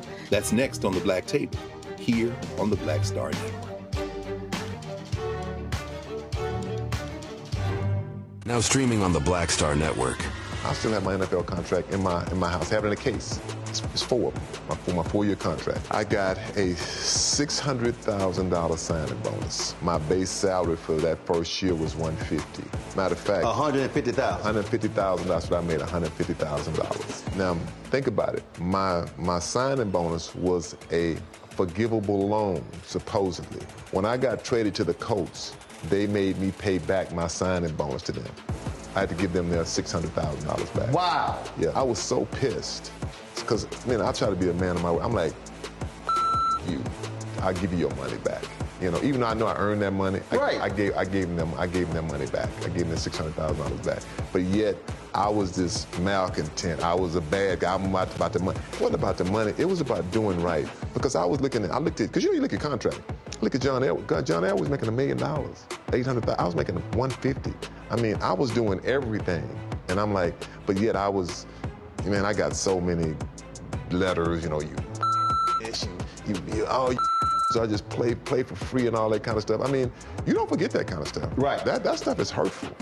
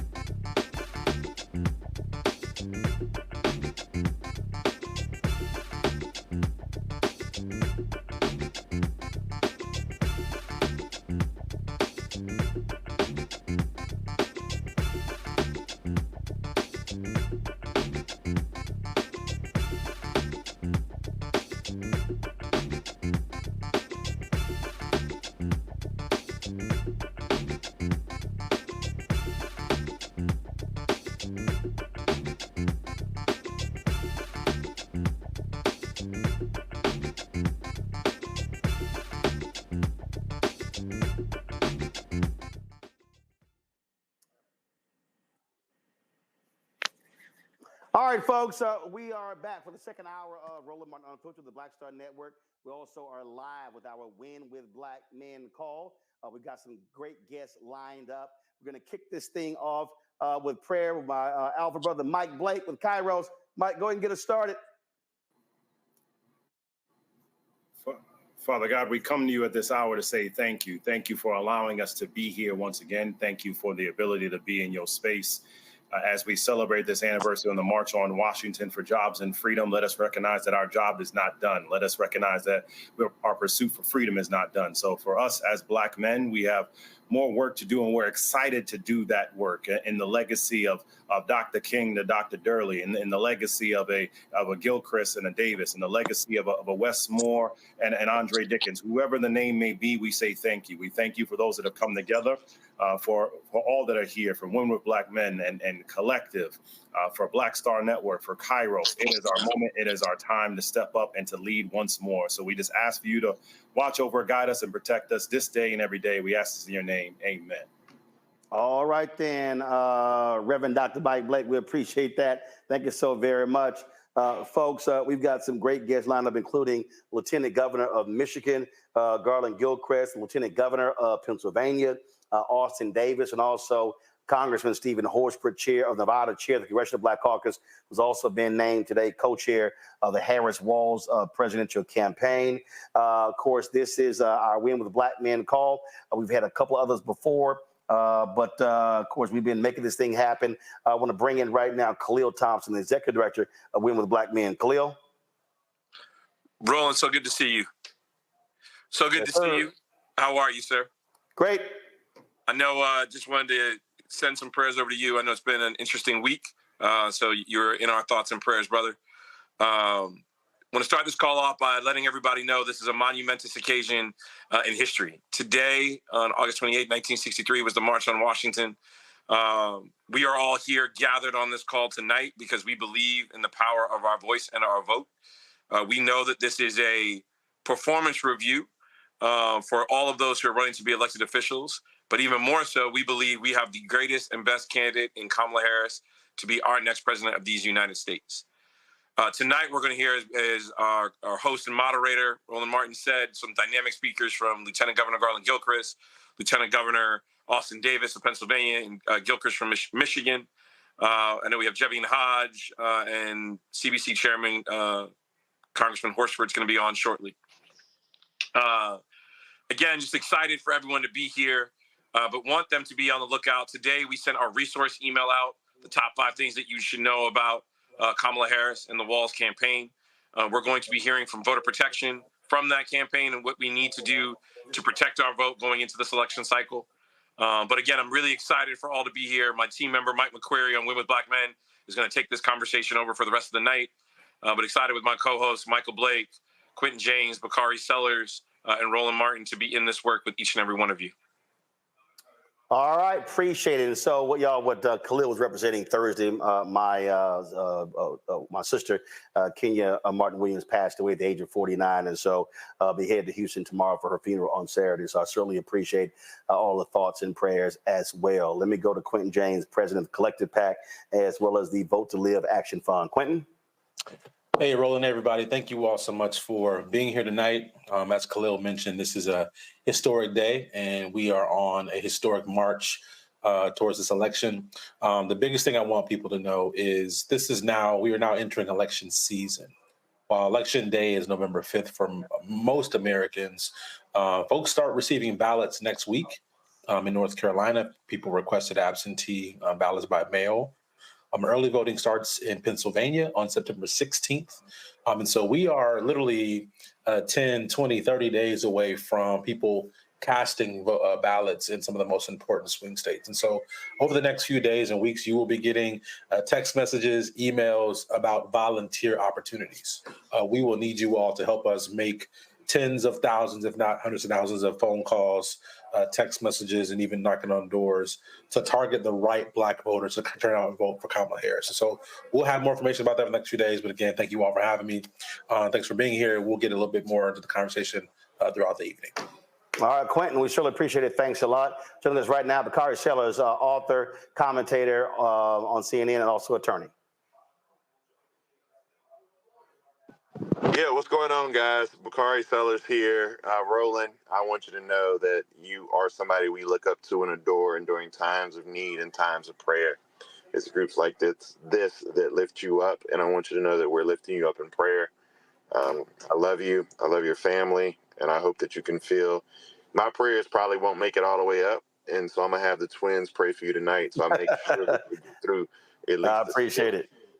I love how we had Michael Blake out here praying as well earlier today. I won't tell him that I tried to drink all the tequila in his club on last week at the DNC. But look, guys, the rubber's meeting the road right now. These calls have gone from, kind of kumbaya, this is our candidate, let's mobilize, let me tell you the reasons why, to activation. There are action items we must take. We must realize the deadlines to register people to vote. We must understand the early voting deadlines. We must gas up the buses, the church buses, the D9 buses, the showing up at the high school football games, the homecoming games, our alumni associations, all of those things. Now is the time where we must turn it up. I can tell you that I do believe that the Vice President of the United States is keenly aware of these calls and hopefully will be joining us in the near future. But regardless of what is happening on the campaign, we must continue to lift. I'll share one little nugget with you. Here in South Carolina, at the University of South Carolina, much to the chagrin of myself and Joe Tecca and people like Steve Benjamin, they are having and pardon my language, Reverend Blake, but they're having a roast of Kamala. They spelled it Cumala on the campus, housed on the campus of the University of South Carolina. I tell you that Milo Yiannopoulos, or whatever his name is, the former chief of staff for Kanye West, and one of the more misogynistic, racist, xenophobic individuals we've ever heard of, and Gavin McInnes, who is and I may be pronouncing his last name wrong, the founder of the Proud Boys. They are going to college campuses to try to mold these young minds and just talk in the most derogatory terms possible. But this is an opportunity where we as Black men can stand firm, can stand and lift up these young folk, can be in a position, and I will send information out, particularly through Quentin and Michael, about how we can help mobilize these younger groups. The NAACP at the University of South Carolina is doing great work there, but it's just, if you think it's bad, like I've always told people in South Carolina, one of the things that we say is that when they go low, we go to hell. And so we're going to have to meet them there just to fight for our sister Kamala Harris. I love all of you all. I'm very appreciative of all the love and support. Let's just keep this going. Roland, my prayers are out with you. I love you probably more than you know. So I appreciate your work, your words. And as your family goes through this time, remember that only when it's darkest can you see the stars. I appreciate it, my brother. Thank you so very much. Thanks a bunch. We've got a couple of lieutenant governors who we want to get on very quickly.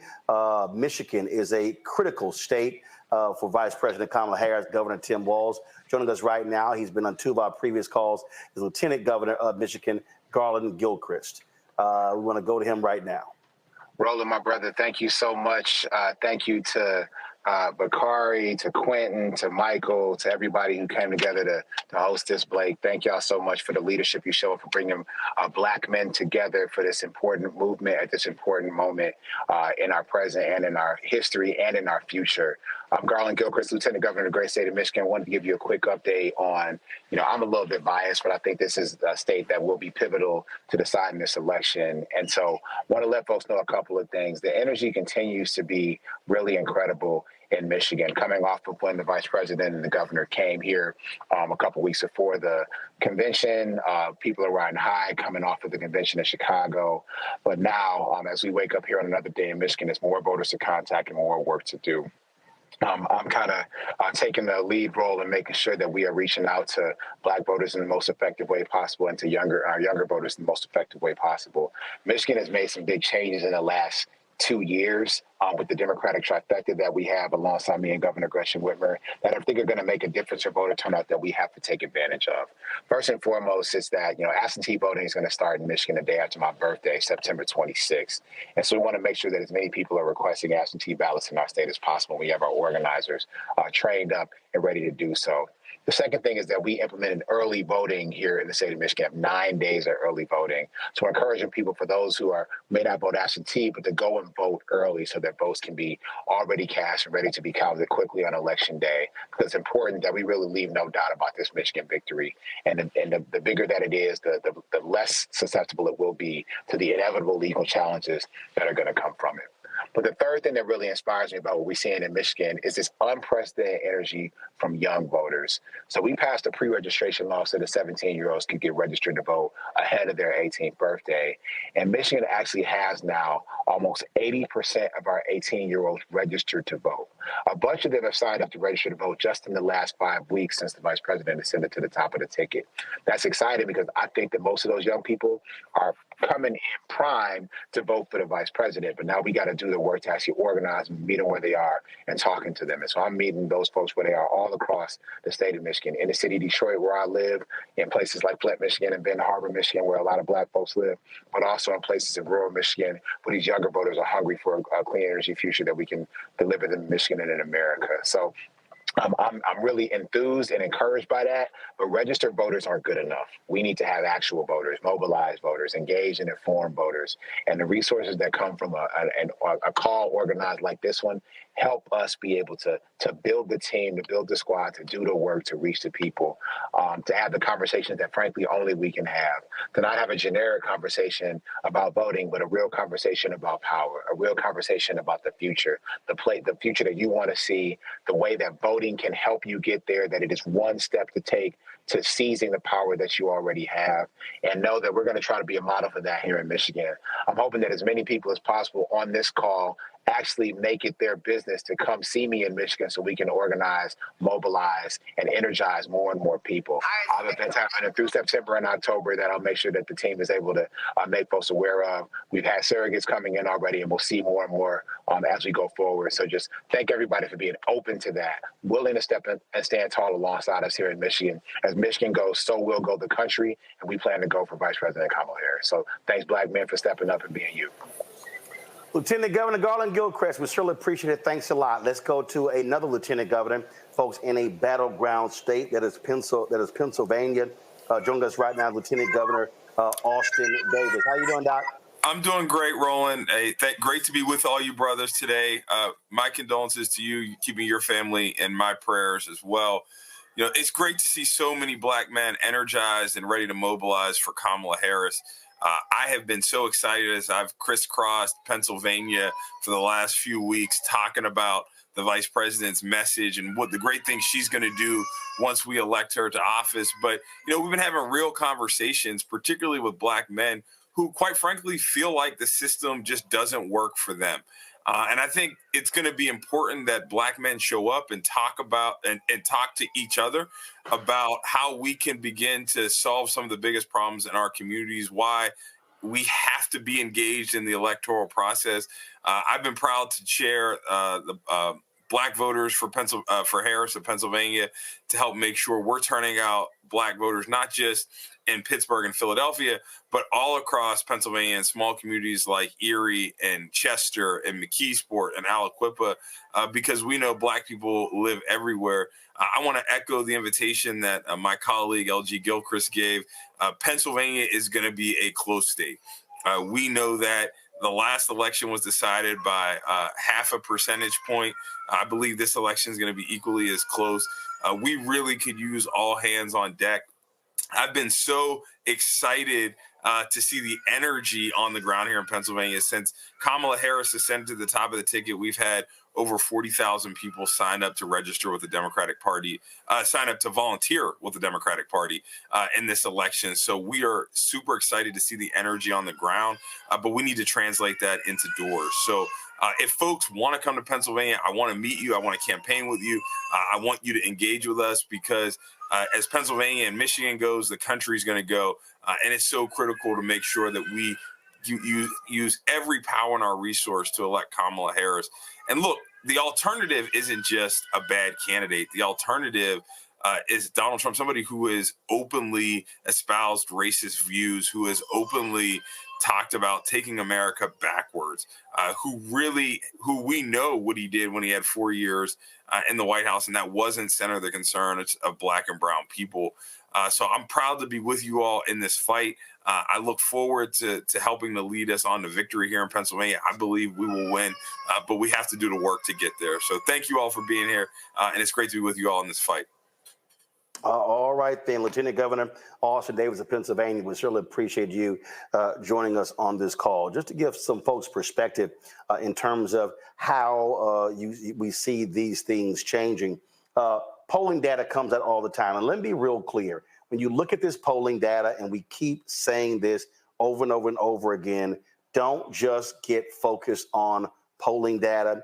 Vice President Kamala Harris keeps saying, run as if we are behind.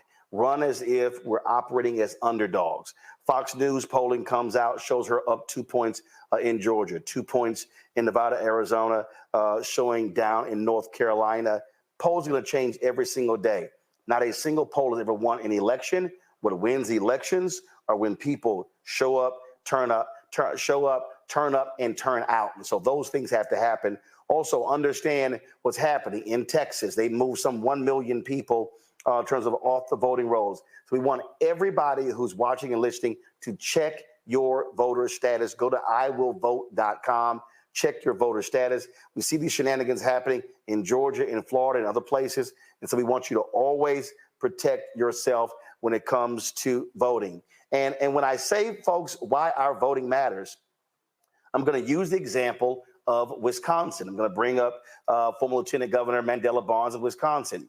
In 2022, he was running for the United States Senate against MAGA Senator Ron Johnson. Well, what happened? In Milwaukee alone, it was a tight race. You had a lot of third-party groups and PACs who were pouring money into there, saying he wanted to defund the police, who were attacking Black Lives Matter, all those different things. 50,000 fewer people voted in Milwaukee. 50,000 fewer people voted in Milwaukee, just Milwaukee, in 2022 than the people who voted in 2020. Why am I saying that? Because many of us turn out in presidential elections. We don't turn out in midterms. Same thing happened. Obama gets elected in 2008. We don't show up in the 2010 midterms. 16 state legislatures flip. Republicans take control of governor's mansions, take control of one of the branches in the federal level, and then you begin to see all of these laws then coming out. Well, in Wisconsin, 50,000 fewer people voted in Milwaukee Mandela Barnes loses to Ron Johnson by 26,000 votes. If those 50,000 people show up in 2022, we're not introducing him right now as former Wisconsin Lieutenant Governor Mandela Barnes. We'll be saying, here is U.S. Senator from Wisconsin, Mandela Barnes. That's why we must understand every single election is crucial. So let's go to Mandela Barnes right now. Hey, man, thank you so much for setting the stage. And I got on a little bit late, so if condolences are in order, please accept them from me. Didn't get to hear the situation, but know appreciate it. Appreciate it. It's my sister who passed away, but go right ahead, my brother. Yeah, man, certainly sorry to hear that. I'm glad you set the stage. I'm glad you talked about my race and the importance of the context of where we are now versus where we were 2 years ago, because at this point, late August of 2022, I was way ahead in the polls, but unfortunately had been left behind. And there was just this battering of negative attack ads that went up on air from third-party groups. You mentioned the 26,000 votes that I lost by, the 1%. That all equal to $26 million that my campaign was outspent by third-party groups. And these are the same folks that are lining up, planning to do the same exact thing to Kamala Harris. I was at the gym today. I saw it was essentially the same exact commercial from 2 years ago. They just took me out of it and put her in it. And they're going to try to do everything to distort her record. They're going to try to do everything to make a monster out of her. And that is why we have to stand up and mind the gap. That's why we have to stand up and show that we won't take this lying down. We won't take people just showing up to our communities trying to tell us who we are. And, quick shout out to lieutenant governors in Pennsylvania and Michigan, because you did leave out Wisconsin, the two of y'all, but that's okay. I'm here to say that Wisconsin is the most important swing state, the swingiest of the bunch, if you will, given the fact that Donald Trump won Wisconsin by about 20,000 votes. Joe Biden won Wisconsin by about 30,000 votes. As was mentioned, I lost my race by 26,000 votes. So very, very narrow margins. But when we show up, we win. And the way we get people to show up is through constant and sustained engagement. We have to make sure people believe. We have to make sure people trust us. We have 70 days to do so. Now, the energy is through the roof. As so many other folks will tell you, it is something magical that is happening right now, but it will not sustain itself. All this excitement does not sustain itself. It just won't exist because we want it to. It exists because we put in the time, the effort, the money, the resources, the blood, the sweat, and tears to get Kamala Harris over the finish line to become the next president of the United States of America. Now, we're all coming down from our DNC high, and I don't want us to feel that we had so much fun during the DNC, whether you were at home or whether you were at the United Center. I want you to think that we had so much fun and excitement that we can't get to work the next day. That next day is already here.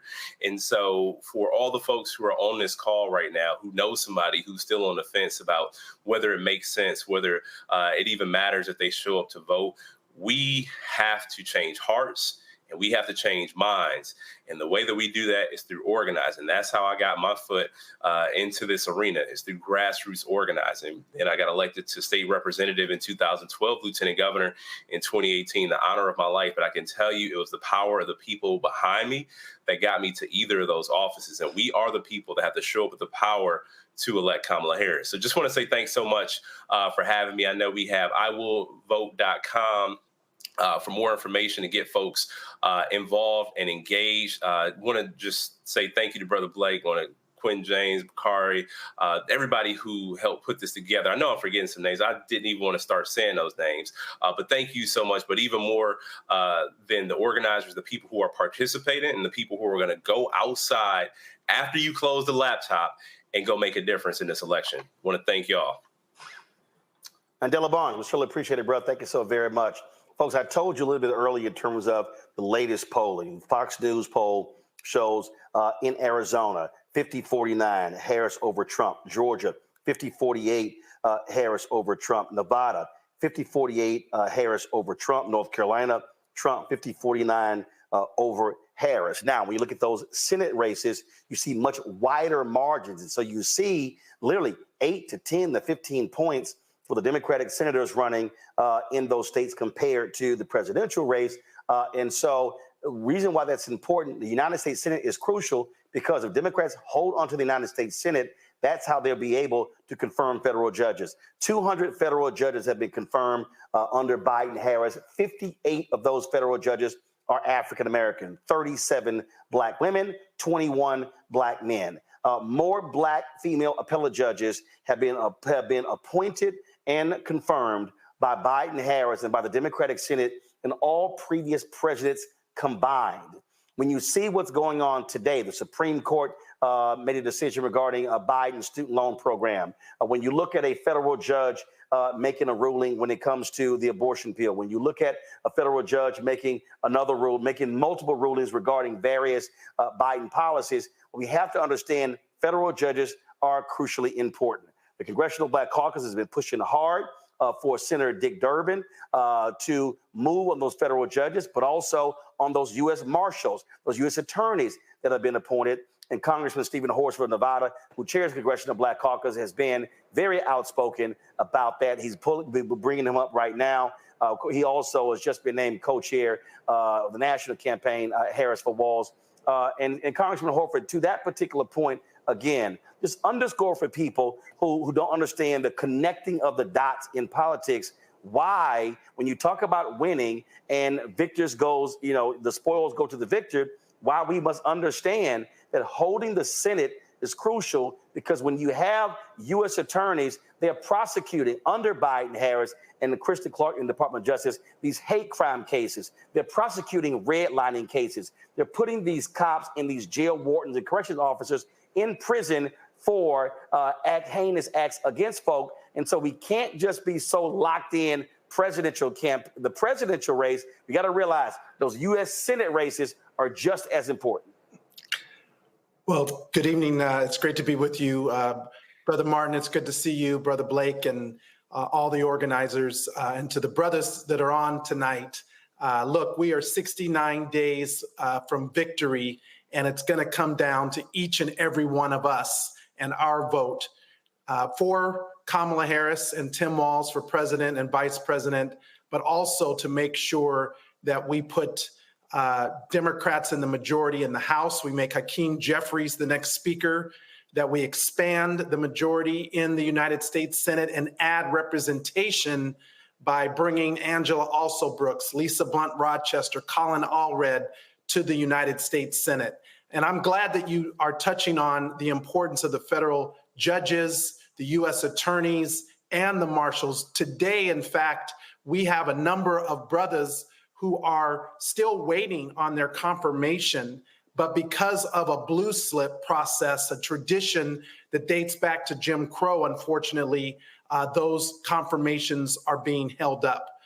We know federal judges and how important those are, but those are lifetime appointments. U.S. attorney and federal marshals serve at the pleasure of the president and only during the term of the president. I'm proud to have been named today, in fact, as a national co-chair for the Harris-Walz campaign. And it's not about me, but it's about the fact that we need to have a seat at the table when we're talking about issues that are important to the Black community and to Black men specifically. As chair of the Congressional Black Caucus, we have been working throughout this Congress to develop our own agenda around Black wealth and economic prosperity. I'm proud that we've joined forces with Vice President Kamala Harris in order to make this a centerpiece of her campaign. And the fact that she's already announced a number of the provisions of her economic plan that speak directly to lifting up Black communities as it will lift up all communities. By building 3 million more homes in America, bringing down the cost of rent, and making housing more affordable, something that is really important to Black men as we provide for ourselves and our families. Making sure that we pass a new child tax credit and increase it to $6,000 per child for families with young children. That is something that is incredibly important, because under the Biden-Harris administration, when Democrats were in control, we lifted 50% of Black children out of poverty through that child tax credit. Those $300 a month checks per child, that was Biden-Harris and Democrats in Congress. And under Kamala Harris, she has already proposed to increase that to $6,000 per child for young children. Also, her focus on entrepreneurship and making sure that we protect the tools of opportunity, particularly for business owners who are trying to grow their business by pursuing more contracts, by getting more access to capital at a time when Trump's Project 2025 would defund the Minority Business Development Administration, defund programs under the SBA, defund venture capital firms like the Fearless Fund. Kamala Harris and Tim Walz are committed to expanding those tools of opportunity and making sure that we have access to capital and contracts both in the private and the public sector. So I know we have more work to do, but we have to get across this finish line this November.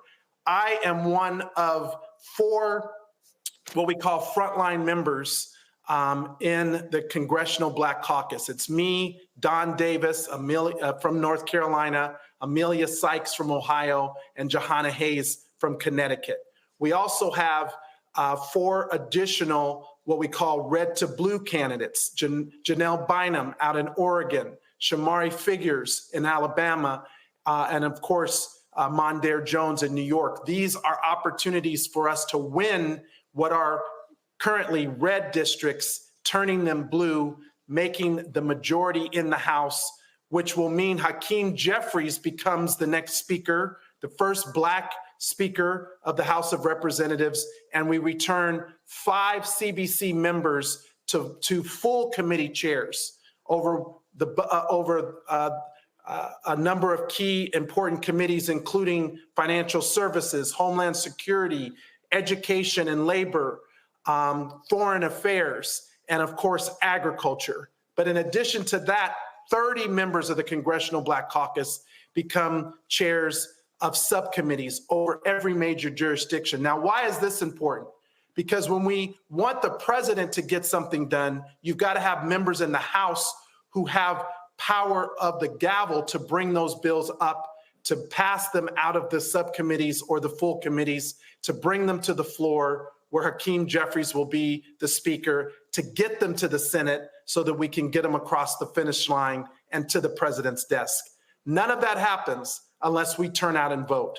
So I'm encouraging all the brothers out there to make sure that we're not only registered to vote, that we've checked our registration, that we make sure that it's active. You can do that by going to iwillvote.com, making sure that everyone in our family, in our businesses, in our place of work, and our place of worship are registered to vote. And then we mobilize people to get out to vote. Finally, let me just say that it's not only about voting, but it's also about holding those of us who are elected accountable once we are in office to move the agenda. And I do understand the importance of having a Black wealth agenda. That is what the Congressional Black Caucus has been working on, and we'll be ready on day one with Democrats in the majority and Kamala Harris in the White House to move that agenda forward. So let's get out there. Let's make sure that we win this and then win for our people going forward. So thank you all for allowing me to jump on. Please visit me at StephenHorsford.com. I'm one of the battleground districts that we also have to win out in Nevada. We're going to do that with all of your support.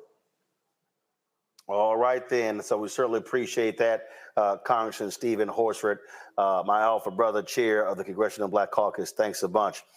Folks, joining us right now is Darius Brown, Delaware State Senator. Also, keep in mind, happening there as well, we are likely going to get a sister back into the United States Senate, and that is Congresswoman Lisa Blunt Rochester. She is running for United States Senate there in Delaware.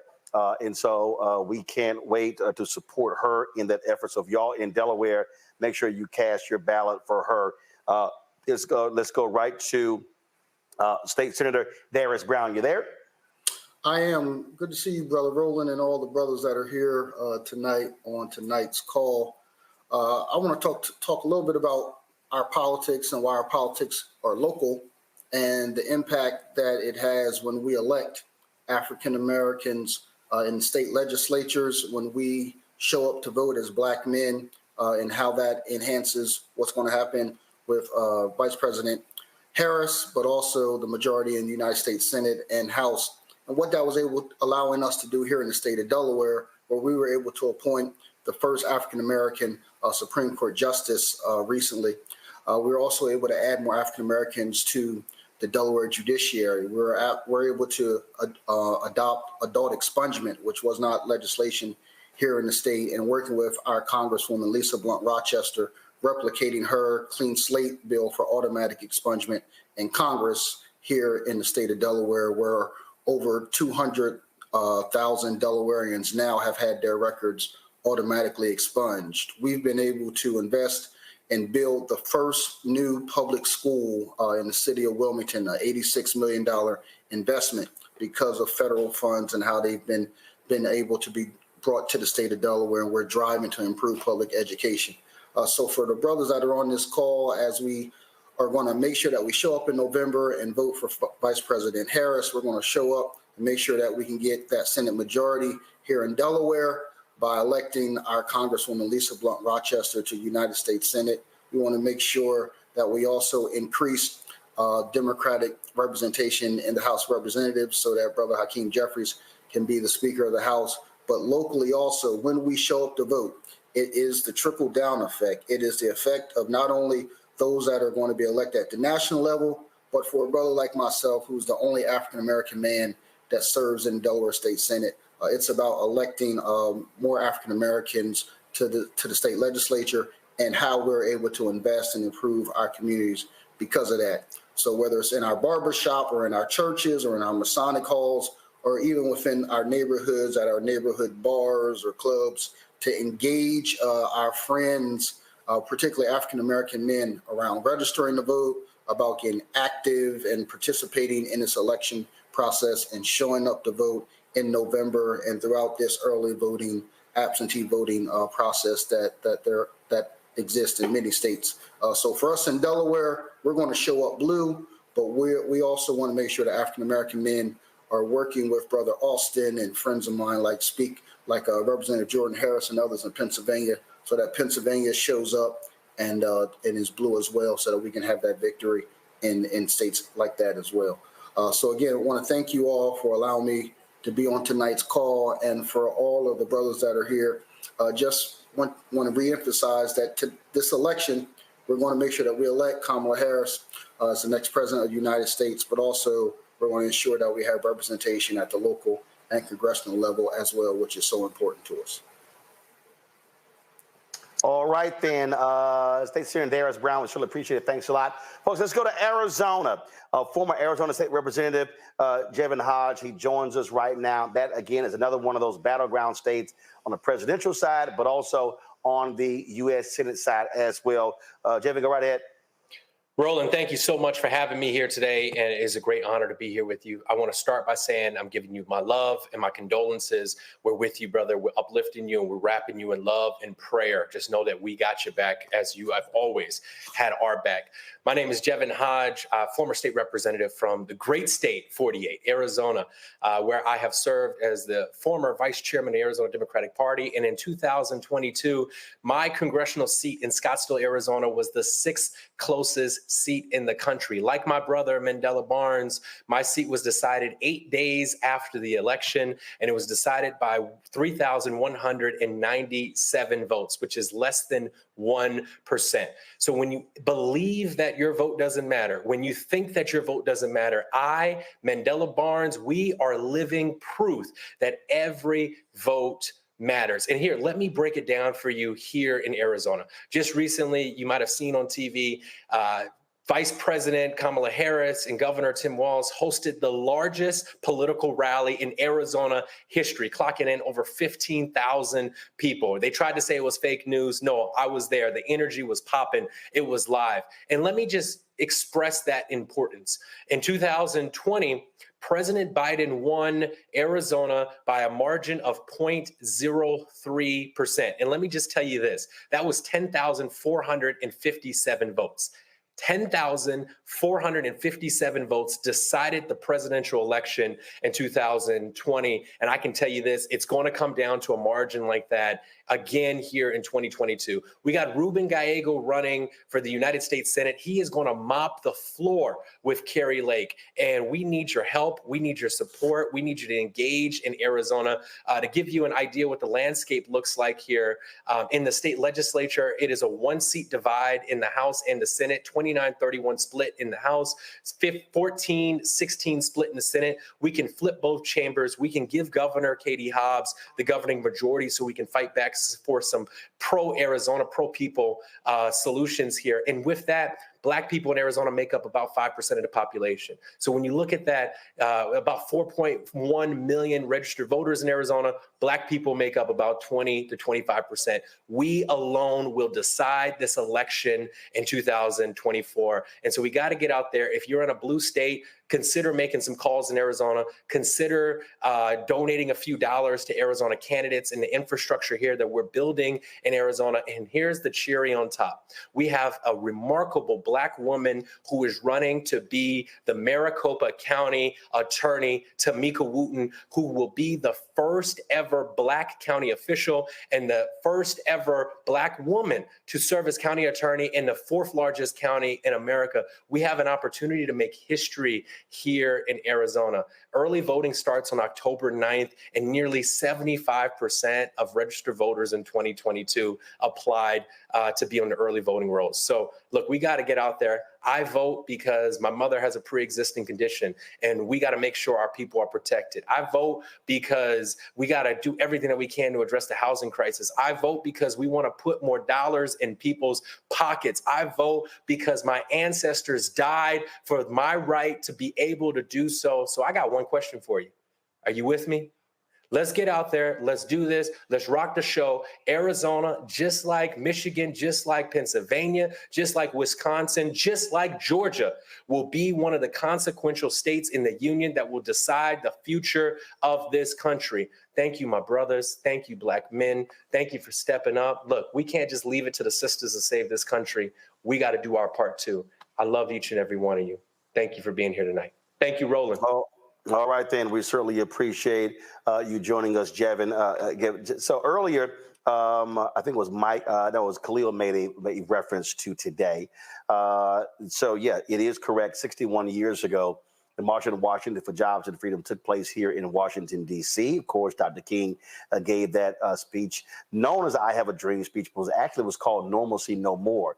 But also keep in mind, 69 years ago on this day, Emmett Till was lynched in Mississippi. That took place August 28th, 1955. And many of us were there 16 years ago in Denver when on this date, then Senator Barack Obama accepted the Democratic nomination for president in the stadium there in Denver. And so just wanted to give you those historical footnotes that took place again on this day, August 28th, in different years. Joining us right now, folks, is Kevin Olasanoye. I hope I pronounced that correct. He is the executive director for the Democratic Party in Georgia. Georgia is a critical battleground state. Vice President Kamala Harris, Governor Tim Walz, they are there in Georgia today, touched down today. They had some events in different parts around Savannah. They will be holding a rally in Savannah, Georgia tomorrow. And of course, Savannah, Georgia is the hometown of Georgia United States Senator, my alpha brother, Raphael Warnock. So let's go to Kevin. Kevin, you're on mute. It's only taken 4 years. There you go. In Israel. Thank y'all for having us tonight. I appreciate it. Kevin, hold on, Kevin. I didn't hear you. You said it only took 4 years for what? I said it only took 4 years for me to find where the mute button is on a virtual call. I appreciate you. Our hearts and our thoughts and prayers are with you and your family. Thank you to our brothers who organized the call. I'm honored to be on here tonight. Look, I'm here for 3 reasons. The first reason is my black son, Elijah, who will be 4 years old next year. And I just don't want to have the talk with him, the talk that we brothers have to have with our sons about what we're supposed to do whenever we have an interaction with law enforcement. I want him to live in a world where he can do and say as he please, like his white brothers and sisters do as they please with law enforcement, and they can make it back home safe at the end of the day. My second reason is my daughter, Destiny. She's almost 2 years old. And, I want her to live in a world where she doesn't make 75 cents on the dollar as her black brother or her white brothers and sisters. And I want her to live in a world where she has the ability to make choices about what happens with her body whenever she wants to. Because I just believe that there's not enough room for a doctor in the same, hospital room as her and all the people that she wants to make those decisions. And three, I'm in it because I don't believe that I get to sit on the sidelines when it comes time to building the future that I believe that we should have as black people and as black men. I believe that every generation is called to roll up their sleeves and put their hand on the arc of the moral universe to bend it towards justice. I don't believe it happens on its own. It happens because each of us step up to the plate when the time is necessary to put our hand on it and force it to bend. So I'm really excited about the work that we're doing in Georgia. I'm really excited about everything that we got going on here. Don't believe the polls. Don't believe what you hear on television. We are going to win the 16 electoral votes for Kamala Harris and Governor Walz in Georgia in 2024. In 2020, they said we couldn't do it. They didn't believe us. In 2022, they said it was a fluke. We weren't going to be able to get it done. And time again, we have shown in Georgia, we set the trends. We did it even at the convention, right? We broke the roll call. We broke the internet. It's broken forever. It'll never be the same again. That's Georgia. That's how we do it. That's how we believe we're going to have to do it. We think big. We dream big. But we also put in the work. There are 175 people on the ground here doing work in Georgia. There are 25 offices open all over the state of Georgia. We are doing the work to do two things. First, we're going to organize ourselves into a victory. And second, we're going to protect that victory at the courthouse steps, right? So that means... Kevin, can you do me a favor? Can you explain to folks, because what the VP and Governor Walz are doing. I was there on the ground for Warnock in 2020, 2022, where, again, a lot of folks want to focus on Atlanta. But the reality is the reason they won, remember, Purdue came within 0.3% of actually beating Ossoff. And the reason Biden-Harris won is because black folks were mobilized in non-Atlanta areas. And that is, the focus was on Jonesboro, Statesboro, Albany, Athens, Savannah. And so what I need people to understand is we don't need everybody and their mama organizing in Atlanta. That's needed. We need maximum turnout in the Atlanta metro area. We've got to be hitting the rural parts of Georgia where there are lots of black people to make sure that we are running up big numbers there too. Yeah, Roland, I think the plan here in Georgia is three approaches, right? You're absolutely right. 70% of the state's population lives in the metro Atlanta area. So we got to win there. We got to run up our numbers there, which means our black sisters have to show up. But yes, our black brothers have to show up too. And at the Democratic Party of Georgia, I learned this from my brother, Quentin James. We don't call them low propensity voters. I don't believe in that. We call them low investment voters. I believe the reason why some of them don't vote is because we don't spend the time trying to talk to them and meet them where they're at. So in Georgia, that is what we're doing. That's a critical part of the puzzle. I also believe there is a very small sliver, if you can believe this, Roland, of the population of the electorate that is legitimately on the fence on this election. They either don't know Kamala Harris and her record, or they know Donald Trump and they think that because he sent them a stimulus check in 2020, that everything was all good on his watch. And we got to talk to those people and remind them what it was like to live in Donald Trump's America in 2019 and 2020, right? America fired this guy for a reason, and we're going to have to remind those folks why we did that. But then absolutely, Roland, I'm calling it the 5% plan, and that's everywhere outside of Metro Atlanta. We just need 5% more raw Democratic vote out of every place that Donald Trump and Herschel Walker won by 10 points or more, and here's what that means. That means Kamala Harris wins by a mile. That means Stacey Abrams is the governor of Georgia right now. That means Charlie Bailey is the lieutenant governor of Georgia right now. That means Jennifer Jordan is the attorney general in Georgia. It means that there is a Democratic majority in the House and in the Senate in Georgia. And what that means is that Georgia is not one of the only 9 states in America that hasn't expanded Medicaid, that doesn't have a plan to feed hungry kids, right? There are real implications for all the work that we're doing. And that's why we're hustling. That's why we're working so hard to make sure that we do everything we possibly can. So when you see the vice president and the governor doing a rural tour in Savannah, it's not by accident, right? They understand the numbers as much as we do. They have to go to the places where the votes are. There's a small place in South Georgia called Valdosta.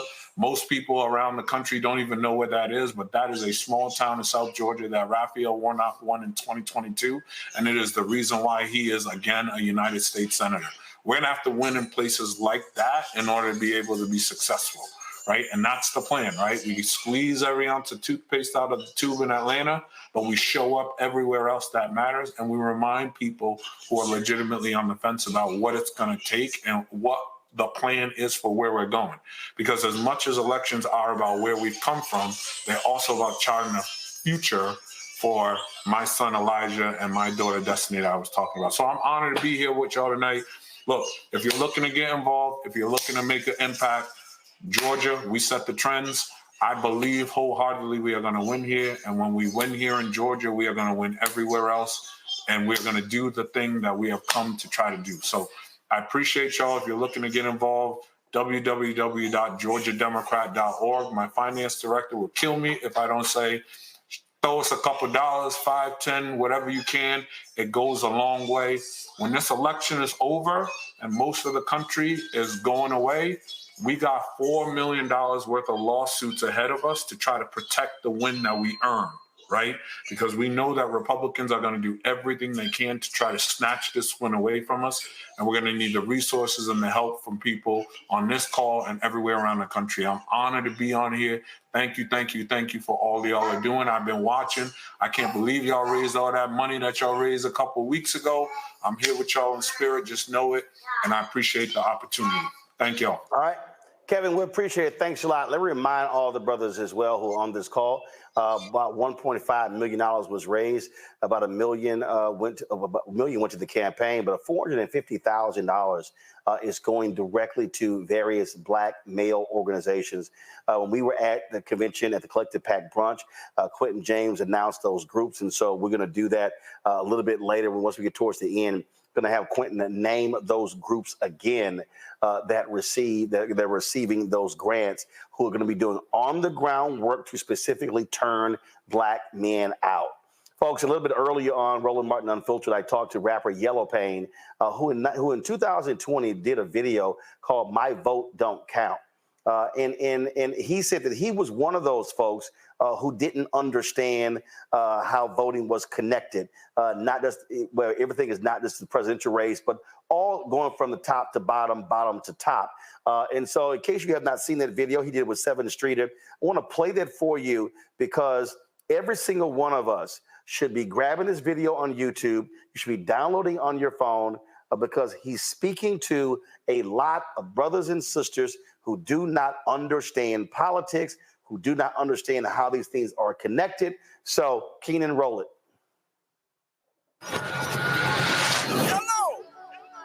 I know the world won't give me nothing, so I gotta take it. And I know it's a way we can win. Why won't nobody say it? It don't matter where we from, suburbs or the slums. They don't want to see us winning. They'd rather keep us down. Could have a walk, but we don't know how. Don't let them tell you that your vote don't count. Well, he was in office for 8 years, bro. Still ain't getting nothing done for us. Bro, you and me done worked at this barbershop them whole 8 years, bro. They don't care about us, bro. No, that's facts, though. I really don't even remember the last time a president did something for us, to be honest. Yeah, I ain't trying to go out in that sun and vote. Bro.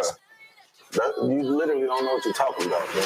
First thing first, back in middle school when they taught us it was 3 branches of the government. We forgot it when we got older. It's the judicial, the legislative, and executive. But all we know is the executive. That's the mayor or the governor and the president. Now, none of them 3 people make no laws. They just be checking them. The laws come to their desk and all they do is say no or yes to it. So when the news station tried to tell us that Barack Obama couldn't put us on, we was all salty at Obama when it was the Congress members all along. We got to focus on the legislative branch, yeah, they the ones that make the laws.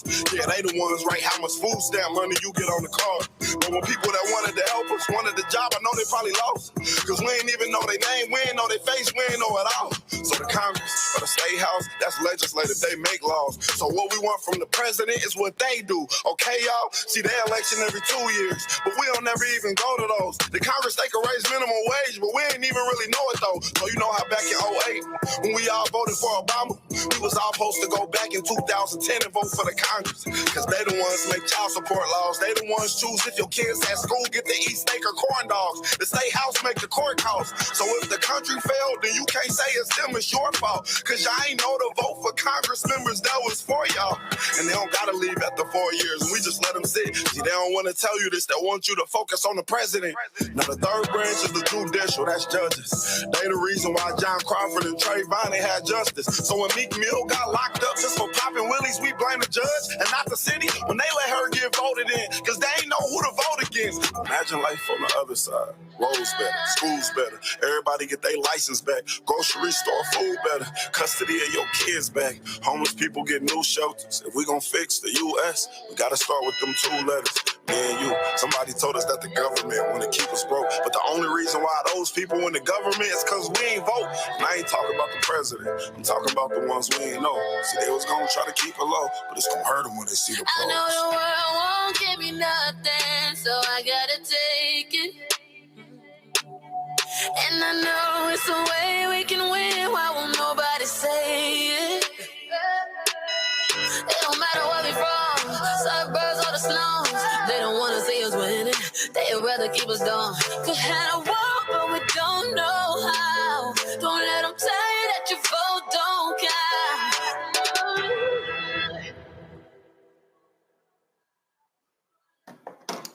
Again, folks, that's important because we need to be messaging to as many people as possible how these dots are connected, because come November, there are numerous races on the ballot: presidential, U.S. Senate, U.S. House, gubernatorial, state rep, state senators, county commissioners, district attorneys, state school board of education, local school boards, city council, DAs, district judges. I mean, you name it. And so all of those things are important. Folks, let's go to Meredith Horton. She's the National Director of Voter Protection for the Harris-Walz campaign.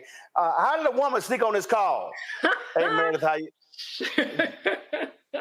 Don't tell. Well, thank you for the invite, Roland, Michael, Khalil. I am, in fact, honored to be on this call for a number of reasons. One, I am the woman who snuck onto the call. And two, of course, it is always wonderful to be in the company of engaged, energized Black men. I do this work and come to this call in the name of my late father, all the way through to my brand new nephew, Theo, who was born in Atlanta on June 27th this year.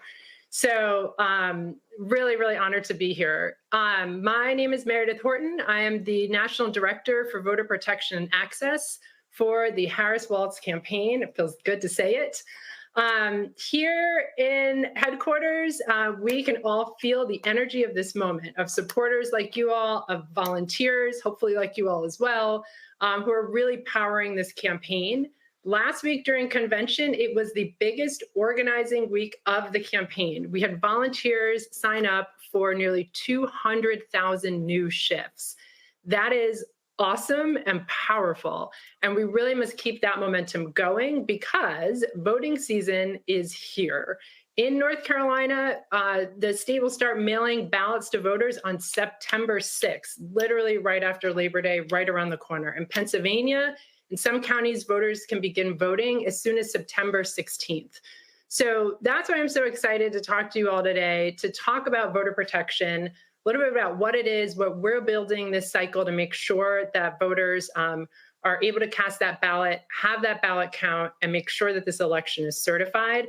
I will also, of course, have an ask for you all, which is to sign up and join us in the effort to protect the vote as well.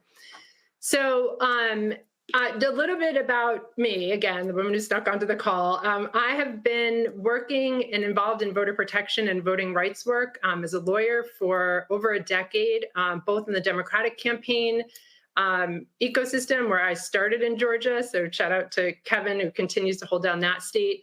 And I've also done this work on the nonpartisan side. I'm also really proud to have spent quite a bit of time doing this work in the South, where we know our voters are and where our voters of color are represented more heavily and often are facing really significant burdens and barriers historically and still sometimes in present day.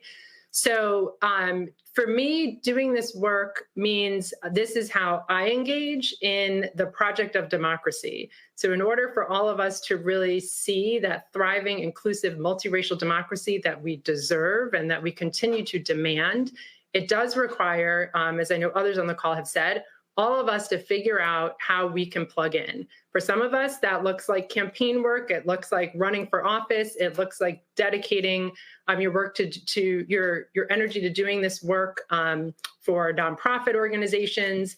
And it also is just as important to plug in to democracy by going and casting that ballot, making sure your neighbors and family members have checked their registration and know how to register. All of that counts. All of that is really important. And we're excited to find places for all of you to plug in to the campaign.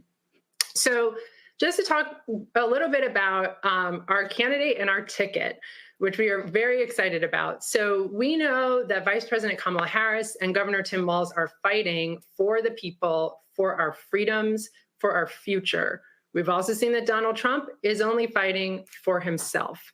So this is why it's so important and exciting to support this ticket. We are committed to strengthening our democracy and protecting our freedoms. Vice President Harris told us last week at convention that when we elect her and Governor Walz, we will finally have the opportunity to pass the John Lewis Voting Rights Act and the Freedom to Vote Act, kind of critical pieces of legislation to continue to safeguard our right to vote. We know that as senator, she introduced the Vote Safe Act, which aimed to expand early in-person voting, no excuse, mail-in voting, and drop boxes across the country, all things that make it easier for folks to cast a ballot and have that ballot count. And under the Biden-Harris administration, we saw the DOJ double its number of voting rights attorneys and enforcement staff. So they are prepared, again, to make sure that we are protecting the right to vote and being aggressive about it. So as I said at the top, in voter protection, our central job is really to make sure that every eligible voter who wants to cast a ballot can do so and have that ballot count and make sure that those elections are certified. So I'm going to talk a little bit about what we're building to do that. So right now, we've got over 100 staff in 12 states, and that will continue to grow as we get closer and closer to Election Day. So we are standing up or have stood up teams in Arizona, in Nevada, Michigan, Minnesota, Wisconsin, New Hampshire, Pennsylvania, Georgia, Florida, Virginia, North Carolina, and Maine so far. And this team is complemented by a really strong legal program that has been developing expertise on the laws and legal landscape in our top battleground states since last fall. So we work hand in hand together to monitor issues and barriers to voters as they arise and make sure that we're using tools like litigation and going to the courthouse when necessary in order to protect that right to vote. And the legal team has been involved in nearly 24 lawsuits across the country so far aimed at protecting voters. So my staff will be working over the next 60 plus days to counter all the attacks on voting rights and to shore up our election system so that they work for our voters. And there's three main elements of our program. So one, expanding access to the ballot, two, protecting elections, and three, educating voters. So when we talk about expanding access, we are working hard and have been since well before this moment here, since earlier this year, to remove barriers to the ballot box and to proactively look for opportunities to expand access to voting. So we are true advocates in voter protection. We do this building on the work of previous cycles. We recognize that by and large, voters now do have more ways to cast a ballot than ever, a lot of which is due to changes implemented during 2020 in the pandemic, such as expanded vote by mail. And so while we've seen expansions, we have, of course, also seen states that are trying to roll back some of that access. And so we've been tracking this and are on the case. To give you a few examples, in Georgia, for months, MAGA Republican members of the state election board have been laying the groundwork to try to block certification of the 2024 election if Donald Trump loses. Just another effort to try to steal the Georgia election like Trump tried to do in 2020. We are taking proactive steps to stop them and protect the integrity of our elections. So, for example, just this week, the DNC, the Georgia Democratic Party, and the campaign all sued the state election board in Georgia to prevent them from upending the mandatory certification of election process that Georgia law requires. And they tried to do this just weeks before voting begins. But no, again, we are on the case, taking them to court to prevent that from happening so that when you cast that ballot and we get through election day, that those elections are all certified as they are legally required to be. In North Carolina, we know that early voting is really popular, particularly among communities of color. We have been advocating for early voting sites for months, to making sure that there are locations that are accessible to all voters. We continue to follow up that those locations, to make sure those locations are not eliminated as we get closer in time to voting. In Nevada, we are working with voters whose mail ballots have been rejected in the past for mismatched signatures. So sometimes when the signature on your ballot doesn't match the signature on file with the elections office, your ballot ends up rejected. We've been working directly with voters to update their signatures so their ballots are less likely to be rejected this fall.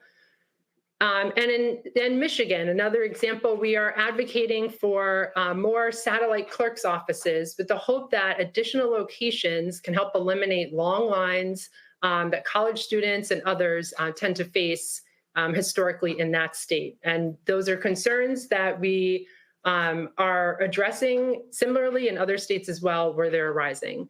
So that expanding access piece, again, has been going on since early this year, and we'll continue that work and that advocacy work right up until the end of the election.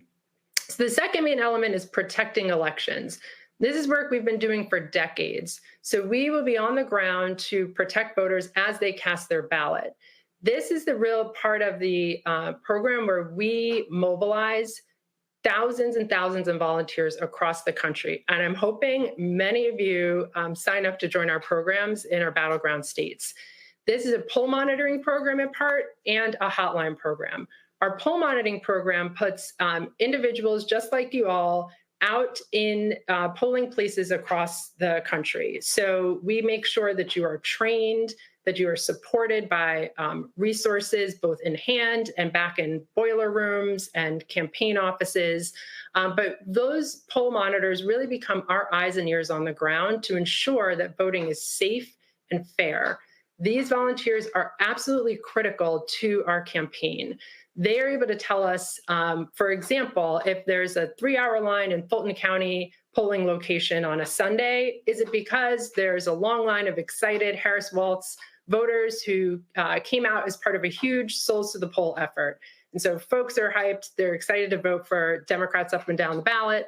Or is that really long line there because 4 out of 7 voting machines inside the polling place have malfunctioned and the county's tech team is taking too long to respond?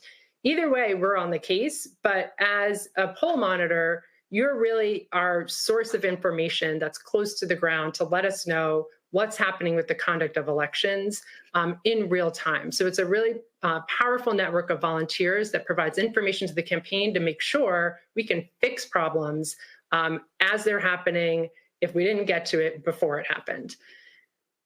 Lastly, we will also really focus on educating voters. Voter education, so critical this cycle. As we continue to see mis and disinformation, as we kind of consider the impact of AI on voting information, it is really, really important that voters know they have accurate, credible information on where to vote, when to vote, and how to vote. I'm so excited to see I Will Vote and the hotline running across the bottom of the screen, because it's exactly where I want to send you all, and where I encourage you to send your communities, your networks as well, for that accurate information. I Will Vote is available in multiple languages, as is the hotline as well. So we will make sure through voter protection, also working with our digital teams, our comms teams, to really push out resources so folks know where to go for that credible information. So those are really the three sort of pillars of our program. Again, also supported by post-election work as well. We'll make sure that our poll monitors are monitoring not only just the voting period, but the counting of ballots as well.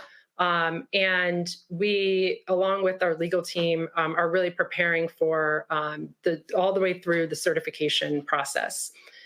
So now is the time when I ask you all, or I let you all know how you can get involved with our program. So voter protection. Yep, you got about 60 seconds. Go ahead. Okay, great. So voter protection is something that anyone can do, whether you're a lawyer or not a lawyer.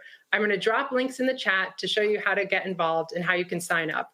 We have poll observers, we have hotline volunteers where you're providing information to voters, answering their questions, and other roles as well. And we would love to see you out there. It is one of the most rewarding things you can do. And you build your own knowledge about voting and the conduct of elections that you can share forever with your communities and with your families. So we really hope you'll join us and get this win for Vice President Harris, Governor Walz, and Democrats up and down the ballot. All right, then, Meredith, we surely appreciate it. Thank you so very much. Again, look, the campaign is doing this. Lawyers Committee for Civil Rights Under Law, they're doing the exact same thing. There are other outside groups as well. So there's a whole lot going on to protect folks' right to vote. I know the National Bar Association is also mobilizing and organizing as well. And so all of that is relevant and critically important. We appreciate it. Thanks a lot. Folks, we're only going to have about 4 more minutes here. So what I want to do is I want to go pull up Quentin James and Mike Blake to give us some final thoughts. Also, keep in mind, everybody on this call, we're going to be doing these calls between now and the election. We're going to be bringing on other guests, giving you relevant information, sharing information with you, such as voter registration deadlines by state. Because it's creating not just because there are 2 deadlines. You've got general registration deadline. We got absentee ballot deadlines, and so we're going to be having those for you. We're also going to be sharing with you when early voting starts and when it ends, because we do not want folks to wait for election day. If your state has early voting, we want you to be able to get out there and vote early. So let's go to Mike Blake and Quentin James. Brother Martin, I'm actually on the move right now, about to go do a hit, but I wanted to make sure to show everybody this. Let's not forget what today is. The anniversary of March on Washington for Jobs and Freedom. As a reminder, they had 10 demands to lay out for our people, policy demands.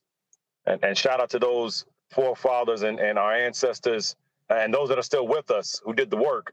You know, Reverend Dr. Gerald Durley, who says, if I can, you can. And so I hold this up as a reminder of the work we have to do, not just tonight, but every night. As we celebrate the anniversary of the March on Washington, brothers, we are doing something special. Remember, we had 54,000 on our first call. Now we got work to do. So please check your registration status. Please go and volunteer in your offices. Make phone calls, knock on doors, donate, mobilize in all the ways that you can right now. IWillVote.com will show you how you can get connected. But remember, as you heard throughout this call, voting does not start at the end in November. A lot of voting begins in about 3 weeks. So if we don't see you before then, focus on what's going on for Labor Day. Vice President Harris will be in Michigan. Focus on what's happening across the country at CBC. Of course, we'll all see you all in D.C., but we need people to get ready. And never forget, what today is, our March on Washington anniversary. It reminded us about jobs and freedom. This is what we do when Black men come together. Shout out to Bayard Rustin. Shout out to Dr. King. Shout out to John Lewis. So all those that open up doors. But let's also honor our sister, Dr. Dorothy Irene Height, who allowed for spaces for brothers like us to be able to do what we're doing right now.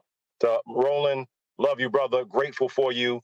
We bless your family and all that's happening. And we are all in this together because we got work to do. Let me turn over to Brother Quentin James for all that he's doing right now.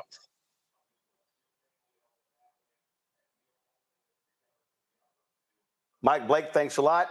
Be safe. Quentin James with Collective Pack.